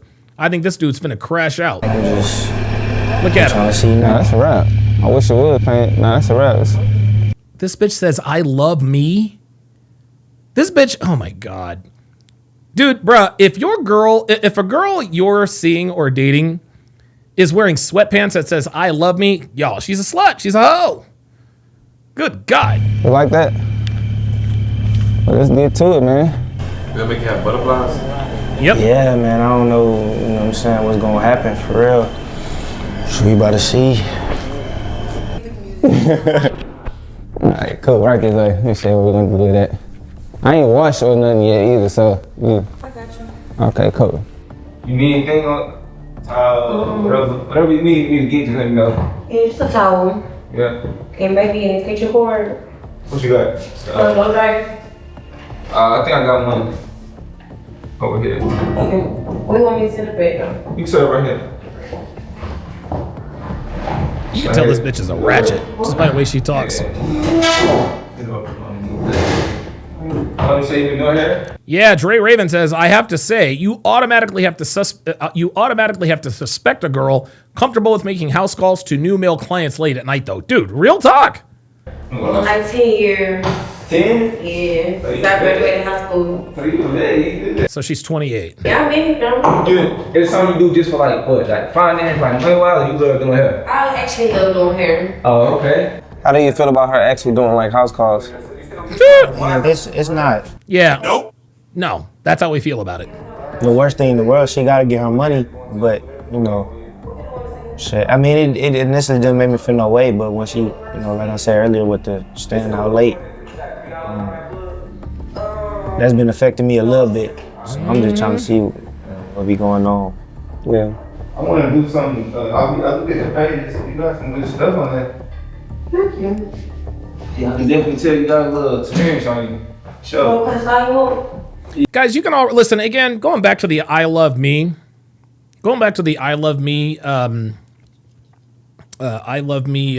sweatpants. Okay, this girl is a wannabe narcissist, and a lot of guys we like that. Oh, she's a narcissist, and I dated a borderline. No, listen, man, there are very few narcissists in this world relative to the number of people in the world. But girls who are wannabe narcissists are always looking for. It's always attention-seeking behavior. I love me. That's not something a wife would ever wear. If you wear sweatpants that say "I love me," you are a perpetual side chick. I don't care who you are. Yeah. Let me show you. I'm super intimidated, bro. I'm gonna tell you now. A lot of hair. Yeah, a lot of people don't even like doing my hair. Probably complaining about. Oh Lord, not to make my kids. Man, look. Let me show you the style. That's the first thing. Number two, we know what his girlfriend looks like.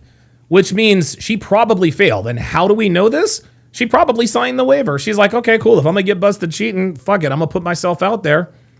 This is a chance for me to be on Jack TV. I'm never going to have more attention for it. I'm never going to have more attention than this. Fuck yeah, I'll sign the waiver. Seems like a very like people person. Seems like a people person. We call that extroverts. Yeah. Probably because you've been unhappy so long. Yeah. Say. Are you nervous as hell? Dude, he is nervous as hell. Who she keep looking? See this? You see this behavior? She keeps checking her phone. She keeps checking her phone. The fuck you need to check your phone all the goddamn time for, y'all? Like, yo, this is all bad. Man, a lot of people, man, they not gentle, man. Dude, this girl is attached to her phone. And look at this, look at this, look at this. So she's texting someone, right? How much you want to bet it's not the boyfriend? I got you. I'm taking my time. Please do. You want anything?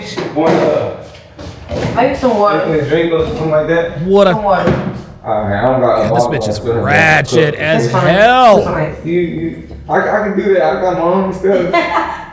Come on, break yourself. Hey, break yourself on. My bad. I know I should have. I could have tightened up a little bit. I had my workspace. Alright, but let me get a taco. At a live feed chopping.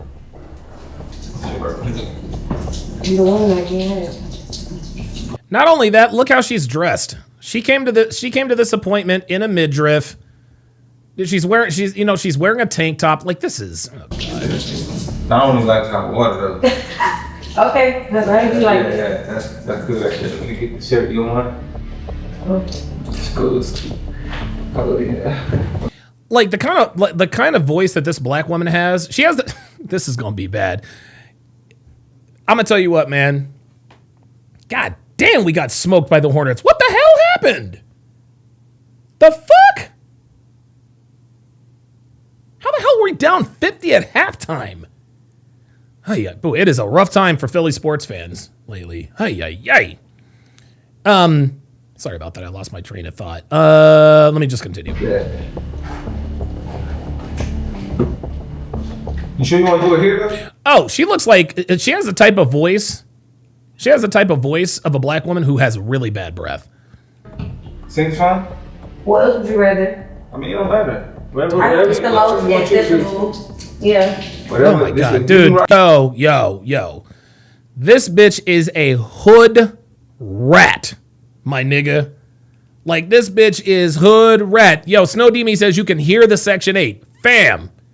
Yo, hold up. Yeah, that's what I'm hearing. Holy God. Holy moly. Boy, this bitch is ghetto. I got here, we can do that. Come on. All right, let's do it. You got a shop? I work in the shop. I had my own shop though for like 7 years. For like 7 years. I got tired of it. And people was you good? Yeah. People was getting too comfortable. Yeah, I also was getting comfortable in the business, so I just had to start this. Come on, in the shop? In my own shop. Like, I was gonna be smoking there and stuff, and just I just got too comfortable. You got kicked out of your shop game? No, I didn't get kicked out. Actually, it was a hurricane, and the water heater went out at the shop, and it was like out for like 2 months. Yes, King Life says, is she wearing a bra? Nope. Wanted to pay for it. I don't remember. Deadpool says, I can smell the government cheese through my phone. Hey, man. Hey. Government cheese sustained me as a kid, my nigga. That's real. Okay. Nah, that feel good. How you found me? Oh, somebody had sent me a page. And I was scrolling down, saw a couple styles that I like. I'm like, you know what, let me give it a shot. But I always burn a lot of my styles off, but I'm telling you. Oh my God. See all that laughing? Mm-hmm. Man, I be like, almost wanted to be like, I don't know, I'm not even pretty nervous. Cause you say intimidated or Yeah. God, I cannot understand a word she says. A dude's hair often? He get you 10 hair, so. Honestly, I just started. Like, I have friends with hair, boys friends with hair, but they boyfriends with hair. I've never heard of women refer to their guy friends as boy friends. mostly have dreads, so I know how to do research stuff like that. But like, I would never, when I was working in my own shop, I would never like service a man if I ain't know him. And now, Oh. service a man if I didn't know him? Oh my God. Because I don't like confident. Yeah. And What they be on? yeah, you know how niggas be. Man. Wow. Stay shy. And you know, I should be by my own myself, so I don't want to be in that predicament to where it make it awkward. But now I'm in a shop with other girls, and it be all the girls that we work together, so I be taking more meal times now. Yeah, Sure you do. Feel like, yeah. I don't know, man. Some niggas do some, but a lot of you know, I ain't say a lot, but you know, a lot. Some women do be on that type of time now, you know. Yeah, they do, and that's why they eat that field, but not me. Yeah, try to feel it. Oh, there you go. What? The temperature. You hear me? Mm-hmm. Oh, they really can't feel me. Mm-hmm. Said inaudible. You smell like a baby. I smell like a baby. Oh, you smell like a baby. She said, you smell like a baby. He said, you smell like a baby. She goes, listen to this giggle. Oh, this is already over, dude. This is already over. Listen to this. You smell like a baby. I smell like a baby. Yeah, you smell like a baby. Guys, this is how women hit on guys. Now she is hitting on them. Now she's hitting on him. The way he smells has absolutely nothing to do with anything. But she's starting to feel him. That's why she's like, you smell like a baby. That masculine ass laugh. For real. It smells good though. I did. You mean like the baby lotion or like a baby? Like, you smell like a baby, like, for real. Man, stop. I don't think it's good, man. Man, stop.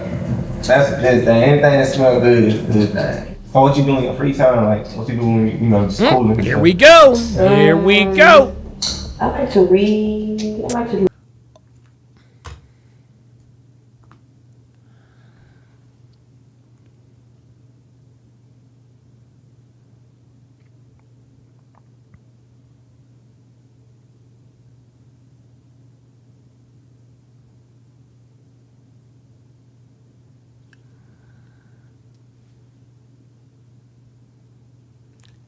I'm sorry.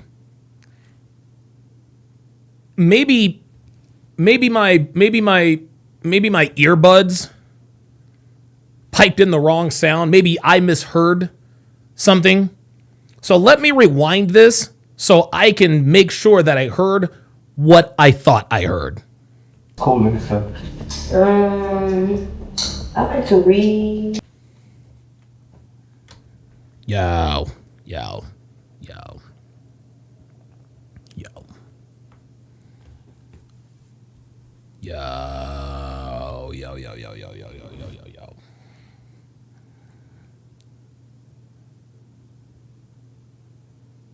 Did this bitch really just fix her mouth to say she likes to read?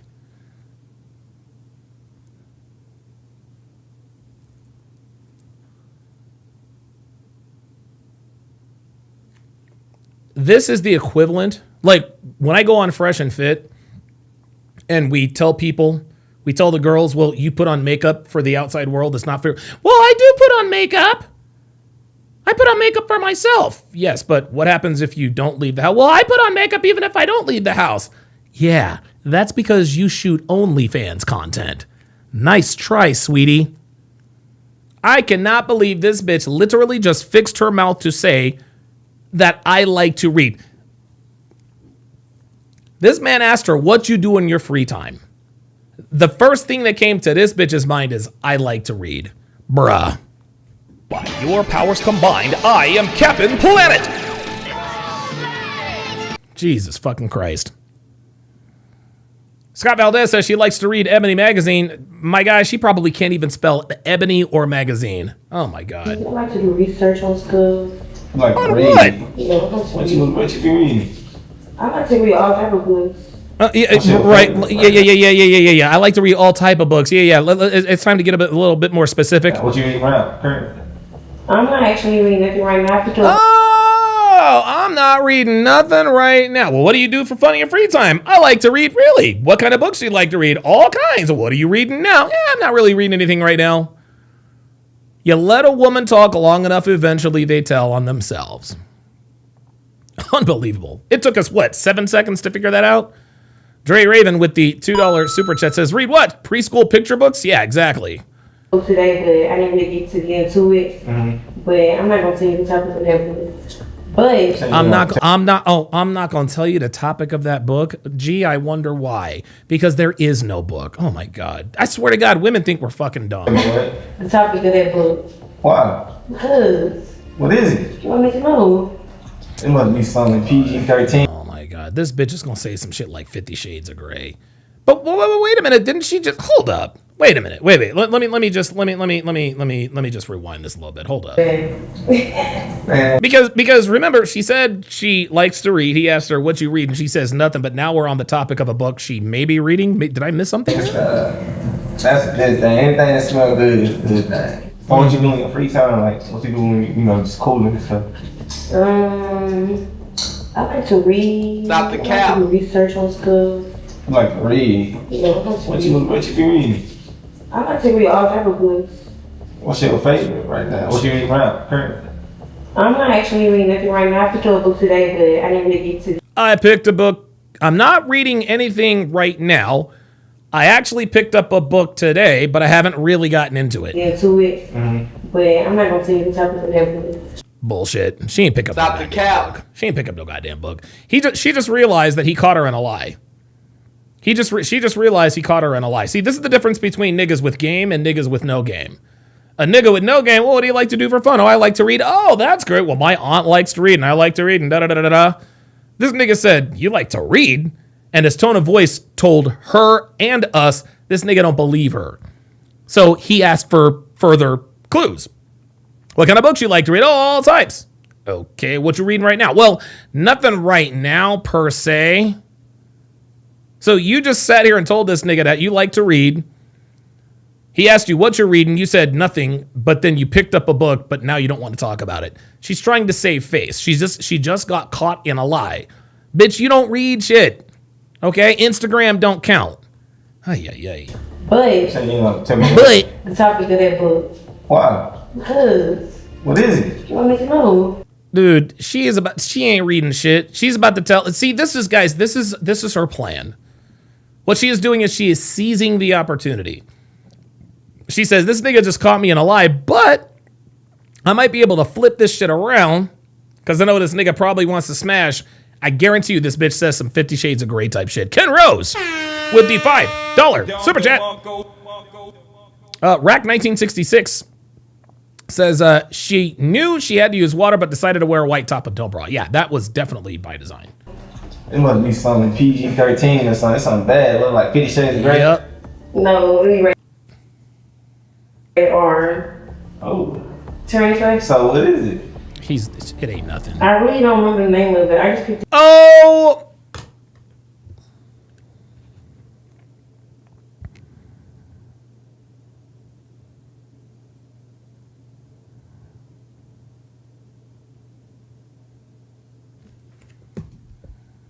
So you said that you like to read.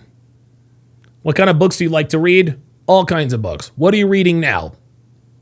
I'm not reading anything now. Oh, wait a minute. I did pick up a book, but I didn't really get into it. Okay, what's the book about? I don't want to show you. I don't want to tell you. Well, is it 50 Shades of Grey? No, it's rated R. Okay, what's the title of the book? Well, even though I picked up a book today, I don't quite remember the title. What are we doing? What are we doing? Man, what are we doing? And if this bitch lies so smoothly to this dude, can you imagine what she does with her boyfriend? Oh my God. Yeah, I read it. You looked at the cover and liked it and like. How did you know? There it is. How did you know? Because you're lying. No, for real. And I read the description at the back and I was like, let me read this. Nah, that's how I pick my movies. I read the description and look at the thumbnail. I don't I'm know. not reading this person. I like the TV show. So you seen? Oh, there it is. Now she's talking. Oh, when I was younger. You fuck with it? Not really. Why not? I just never got into it. I was a Twilight girl. Twilight cool though. I like Twilight. You seen all of them? Yeah, I said all of them. Oh God. You consider that a horror movie? No, it's not scary. But I don't watch scary movies either. Why not? Cause That mean your mind is. no, that don't mean nothing. Yes, right. No. Yes. I'm just not interested in opening that portal in my mind to think nothing else. Like, I feel like it makes your spirit. What the Halloween movie and stuff? Like just watching scary movies or like movies about spirits and possession and stuff like that. I don't like. Okay, so she's into so she believes in the supernatural stuff. Okay, got it. The mind can make you something. The mind is the dangerous place. You know what they say though, right? What? The idle mind is the devil's playground. Idle mind is the devil's playground. Yes, sir. The idle mind is the devil's playground. Yeah. That's some flirting. You know what that mean? No. Like, you know what idle mean? Like when someone's just chilling. It's like in one spot. Right? Oh my God. Oh my God. Oh my God. This woman expects us to think that she knows how to read, but she doesn't know what idle hands are the devil's play. She doesn't know what that means. This nigga had to walk her through. Okay, here's what idle means. Oh my God. I feel good. Honestly, y'all, to be honest with you, this bitch might be too stupid to cheat. Like, yeah, I'm dead ass. Like, she might be too stupid to cheat. I didn't want that to be over with. Oh my God. Woo! Okay, you said the extension cord was over here? Yes. Oh, extension. I mean the plug? Yeah, plug down here. I like how you real comfortable. Make this a I mean, I do house calls, so like. Oh, okay, I feel you. And most of the times when I do house calls, people like to play, they think I'm on their time. Oh, I gotta get going. Yeah. Okay, my fault. Let me hurry up and get to it. Okay, good. She doing her job for the most part. Your hair braided under there? No, I actually just cut my hair July 4th. You did what? I cut my hair. Oh, you had that hair up since July 4th. Oh no. This nigga's got a lot of hair. Yeah, what made you cut it? Why y'all women be doing that? Going through some shopping. Going through some shit? Just going through. You know, my ass. It's alright. Life. Yeah, life be life. Yeah. When a woman talks about, I got a lot going on and life be lifing, 14 times out of 10, she's talking about niggas she's fucking. That's what it is. I got a lot going on. Has nothing to do with bills. It ain't got nothing to do with your kids. It ain't got nothing to do with Sister Williams at church. No, it had everything to do with ding-a-ling. She's talking about ding-a-ling, gentlemen. She is a ding-a-ling devotee. She is a ding-a-ling diva. And when she says life be lifing, she means life be fucking. That's all this is. What, relationship problems and shit? No. Just stop the cap. Yup. Look at the look on her face. Relationship problems? No, she ain't got a problem with the relationship. She's got a problems with the nigga she's letting fuck on the side. life is serious. Dino had a chance to get personal with Nay, but she dodged the topic and quickly changed the subject. But after she spent 20 minutes combing his hair, that wall came down and the window opened back up. Yo, this girl is ugly. How you be doing it? Like, I just do my best. I do the best I can. Wait, what did she say? Oh, God, Jesus Christ. This girl is hideous. Oh. How you be doing it? Like, I just How you be do my best. I do the best I can. I do my best, and then Well, you did say that you have to still do it. when I get there, they'll still like run through it. Yeah. Because you're supposed to twist it like how I did it. Can't twist. You can do it. I be able to know my daughter. I do my Yep, daughter. Knew she had a kid. Yeah, that's good shit. I be like, there's no way you gotta be true to this. For real. She say he did it. You know, I know what to do. Yeah, that bitch got engaged on him over there. Sorry, what the hell is happening? Why you mad? Take him! Wait, what? What? Why you mad? Wait, what? Why you mad? Why are you the man? Take him! You like my hands big. Talking about the man? Yeah, just because. Yeah, no, you don't feel like that. You got a kid with him. Look at me. I want to be with him, I would. So why do you want him off your hand? Why don't I want off my hands? There it is. That's it. We knew it. That's it. This woman just sat here and told this man that she does not know that she wants somebody to take her boyfriend off her hands. Well, there we go. That's it. She wants out. I got a kid. Like I said, I want to be with him, I would. If I wanted to be with him, I would. Talking about the baby. You talking about the baby daddy? Mm-hmm. He was young. He was doing shit. He was in love with another nigga.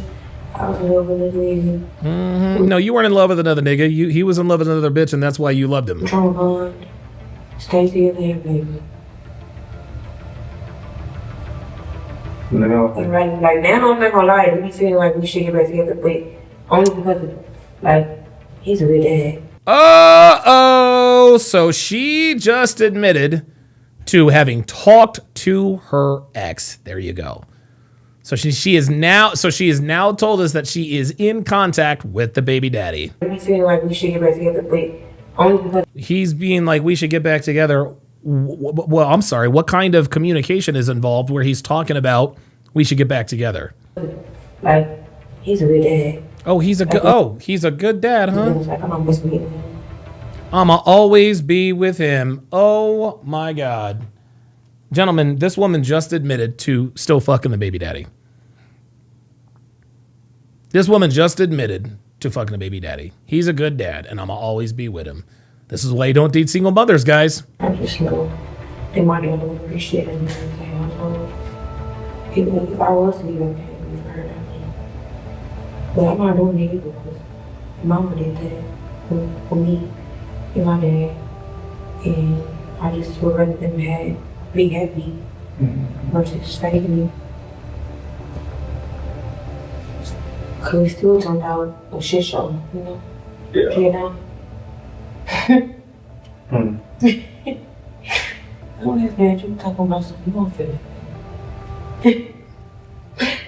Because women is more, you feel me? More emotional. I'm not the typical. Nah, but you still. Of course, you're not the typical woman. Oh. Right. I'm not the typical woman. There she goes. I'm not the typical woman. I swear to God, all bitches think they're special. What's a typical one you think? Describe the typical one. Well, I think it would be dumb. You just talk to me like a wall and it. I ain't saying that. I'm talking about when it comes to emotions. Like, I feel like all women function the same. I mean, some. I feel like still right now, I would be fucked up, maybe not fucked up, like crying and shit, but I be thinking about it, but they still don't make me want to be with him. You be thinking about crying? No, I'm saying I be thinking about it. Finally moved on. There it is. There it is. See that? She's still hung up on the baby daddy. Moved on. For real? But that's still not enough to make me want to be with him. So even when he was with the girl, I took it for what it was. Mm-hmm. Be happy. Yeah, she did that weird ass shit. And I was kind of pissed off because I couldn't have that much. See? No, I was mad because This is funny. She's not talking about her boyfriend. She's talking about her baby daddy. Incredible. why you doing weird shit? And like we know her. Oh, y'all know her? Yeah. So it's like if you ain't really want to fuck with him, like, well, why? Okay, so let me ask you this. So she. If she did really want to fuck with him, why do it matter to you? Oops. There it is. Matter to me. I'm just saying, like. No, it does matter to you. That's why you're talking about your relationship with your baby daddy to a random stranger. Ay, ay, ay. She got engaged on him. So that's a lie. What that mean either? He was really fucking with her. Okay, so. He cared that much about him. So again, there it is. See? I shared his feelings with her, yes, because he was trying to get over me. He found somebody to get over me with, and then hey, you mad she go do some rape shit. The girl, come on, gang. What? It's emotions there. No, he's You're not. emotionally tied. No, I'm not. Yes, she is. No. She is, and you can tell she is. You can tell she is because she's laughing. You got a baby from her. No. If we was emotionally tied, I would be with him off the trip today. He ain't do you bad. That why. He did. Fuck. He did do me bad. So we're not together. He did you bad. He cheated on fucked you? my friend. Y'all was arguing and shit. Why did they do? I'm asking. Was we arguing and shit? Yeah. What did you do? Let me ask you that. Uh-oh. Me, because the nigga was doing it. And that's why he did that? Because he was doing you? There it is. He doing it. Tell the truth. See, I cheated on him, and then he cheated on me, and now I have a problem with it. Like, honest to God. Honest to You God. didn't start it. Honest to God, you didn't start it. No, I didn't. Get off my head. It's the thing. This nigga's doing get off my head. He probably gonna say I started because he found pictures of me and my ex from high school. Oh my god. Oh my god. This woman is a perpetual cheater. Oh my god. In my trunk. And he was like throwing away and I was like, no. Oh. Did the ex die? No. So why you laughing? I was in love with him.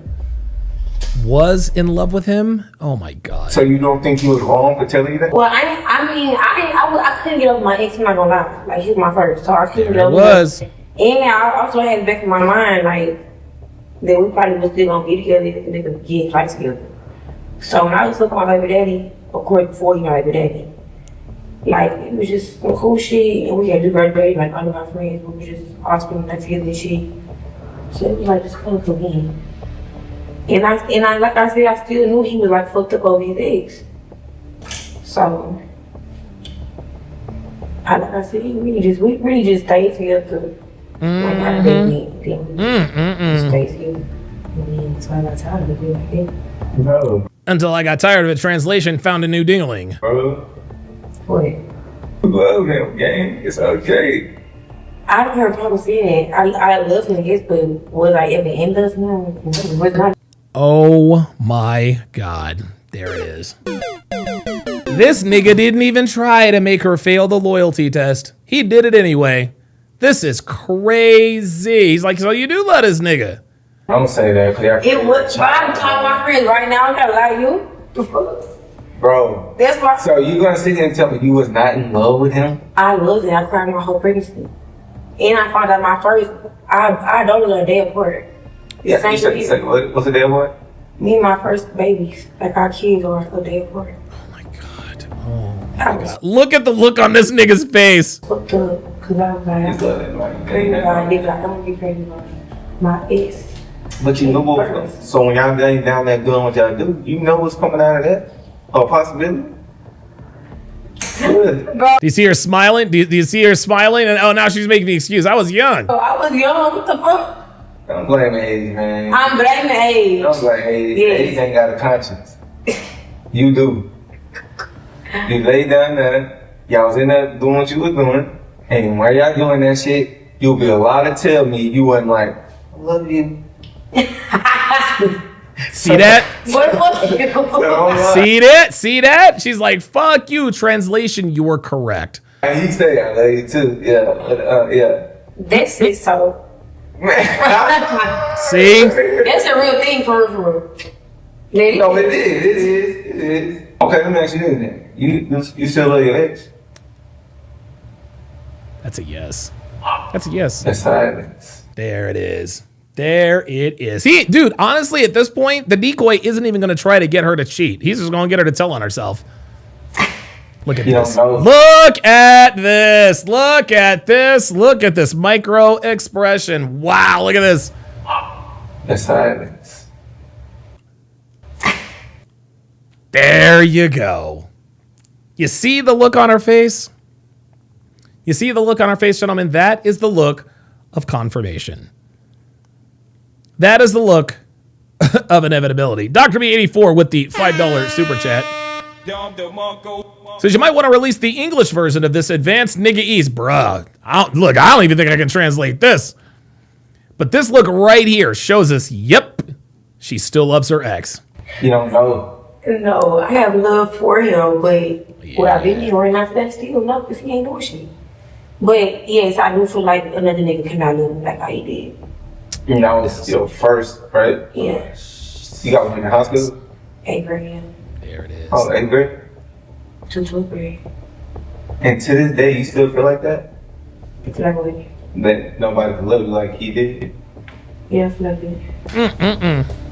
it. Can't nobody love me like he did. Translation, I will never love another man like I love him. That ain't got nothing to do with the way he treats her and everything to do with the way she feels about him. Yeah.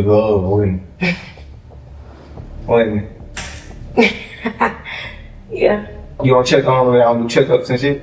Well, I'm not gonna lie, he just got out of jail probably like a year ago at this point. But when he was in jail, we did talk, and I made sure he had money to look and shit. Alright, so let me ask you this. There it is. Baby daddy goes to jail. She made sure he had money. She made sure he had money on the books. Oh my God. Ken Rose has gifted one Donovan Sharp membership. Truthright123 at Truthright123 to make sure you welcome him to the TSR family. Oh my God. I'm gonna play devil advocate here, okay? Oh my God. If they fought each other right now, who's gonna win? Baby daddy. Baby daddy. If they fought each other right now? Look, you want to know why he's laughing? There it is. I don't know, maybe daddy. I don't know. There it is. Ooh, that is some next level shit. This is some next level shit. I have never ever thought of asking a woman that question. You ask a woman, who would win in a fight? The nigga you with or the baby daddy? Whoever she chooses is the nigga she wants the most. Unbelievable. BC Method with the $5 super chat says, bro, I did not see it going this way. He just had to let her talk. That was a straight up Uno reverse with the fuckery. That's what I'm saying. Holy cannoli. Jesus. I don't know. I really don't know. No, yeah, you know. I got so much anger to it. I mean, she didn't necessarily say, she didn't mention me though. So, yeah. See that? Yeah, like she didn't mention her. Yeah.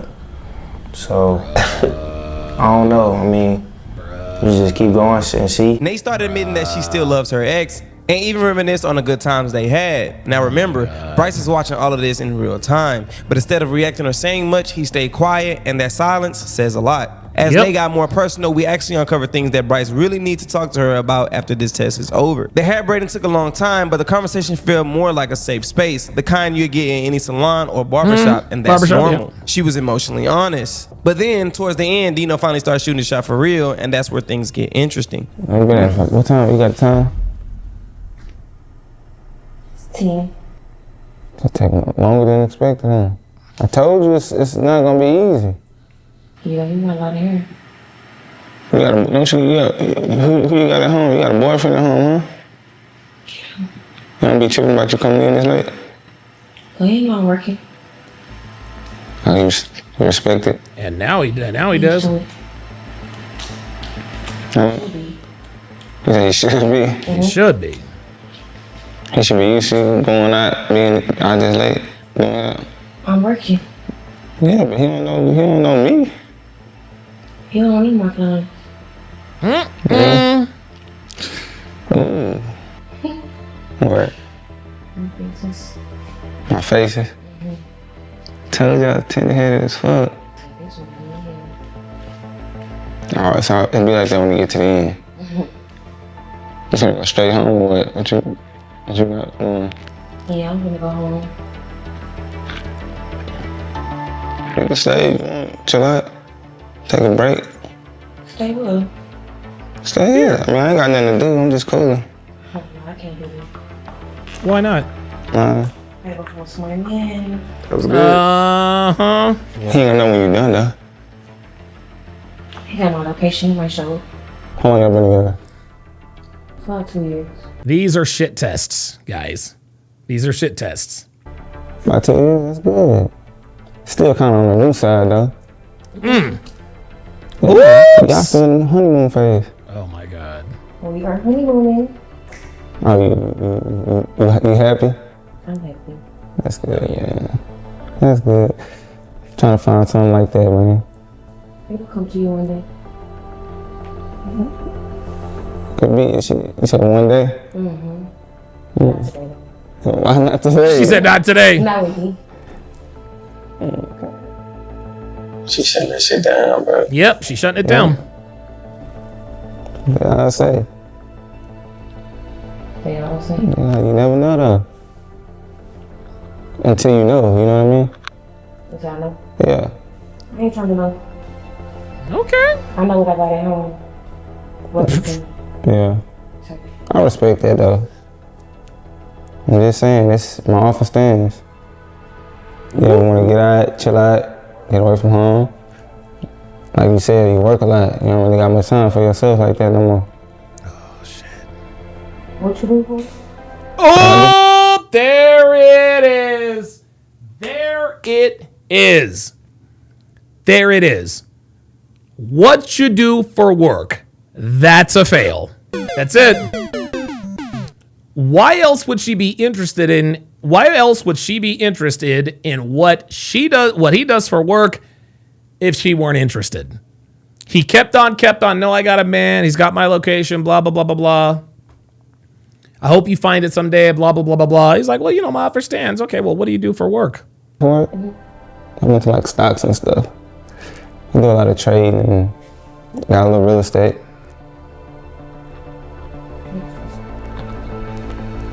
A lot of free time on my hands though, you know? Yeah, I can do what I want really, when I want to. That's good. Yeah.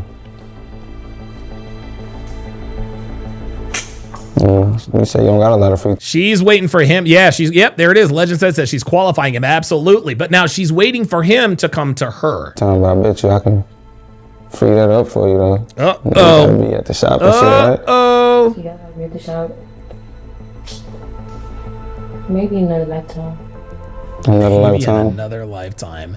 I have never heard, when a woman says maybe another lifetime, oh my God. Okay.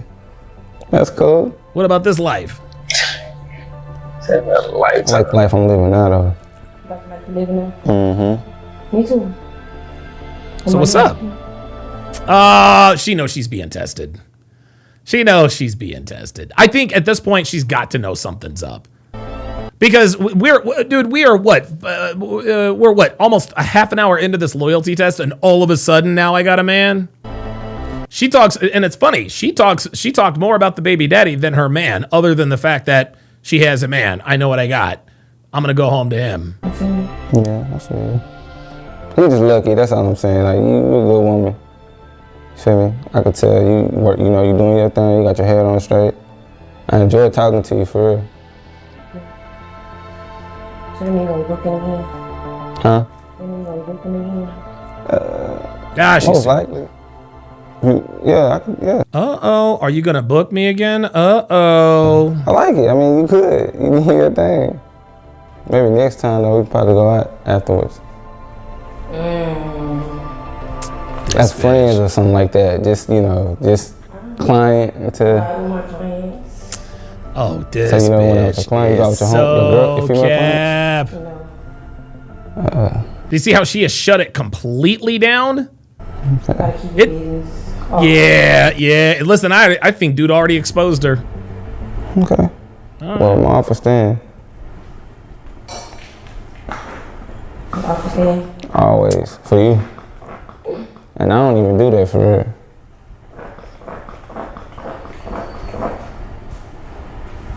What's that she's putting in his hair? Think about it. Let me know. You nothing to think about. Okay. I already told you.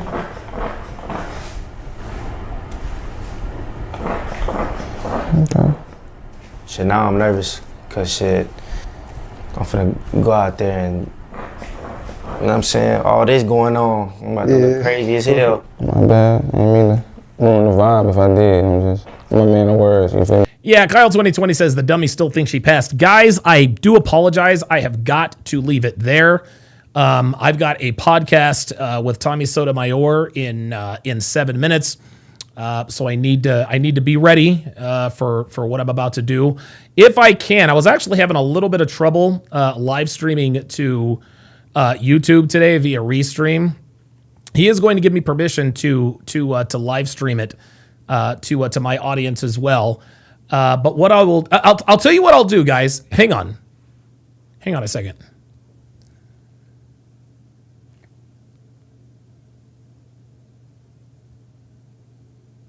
I'll tell you what. If you guys want the, it should be on his channel X. What is it? Tommy Sotomayor X.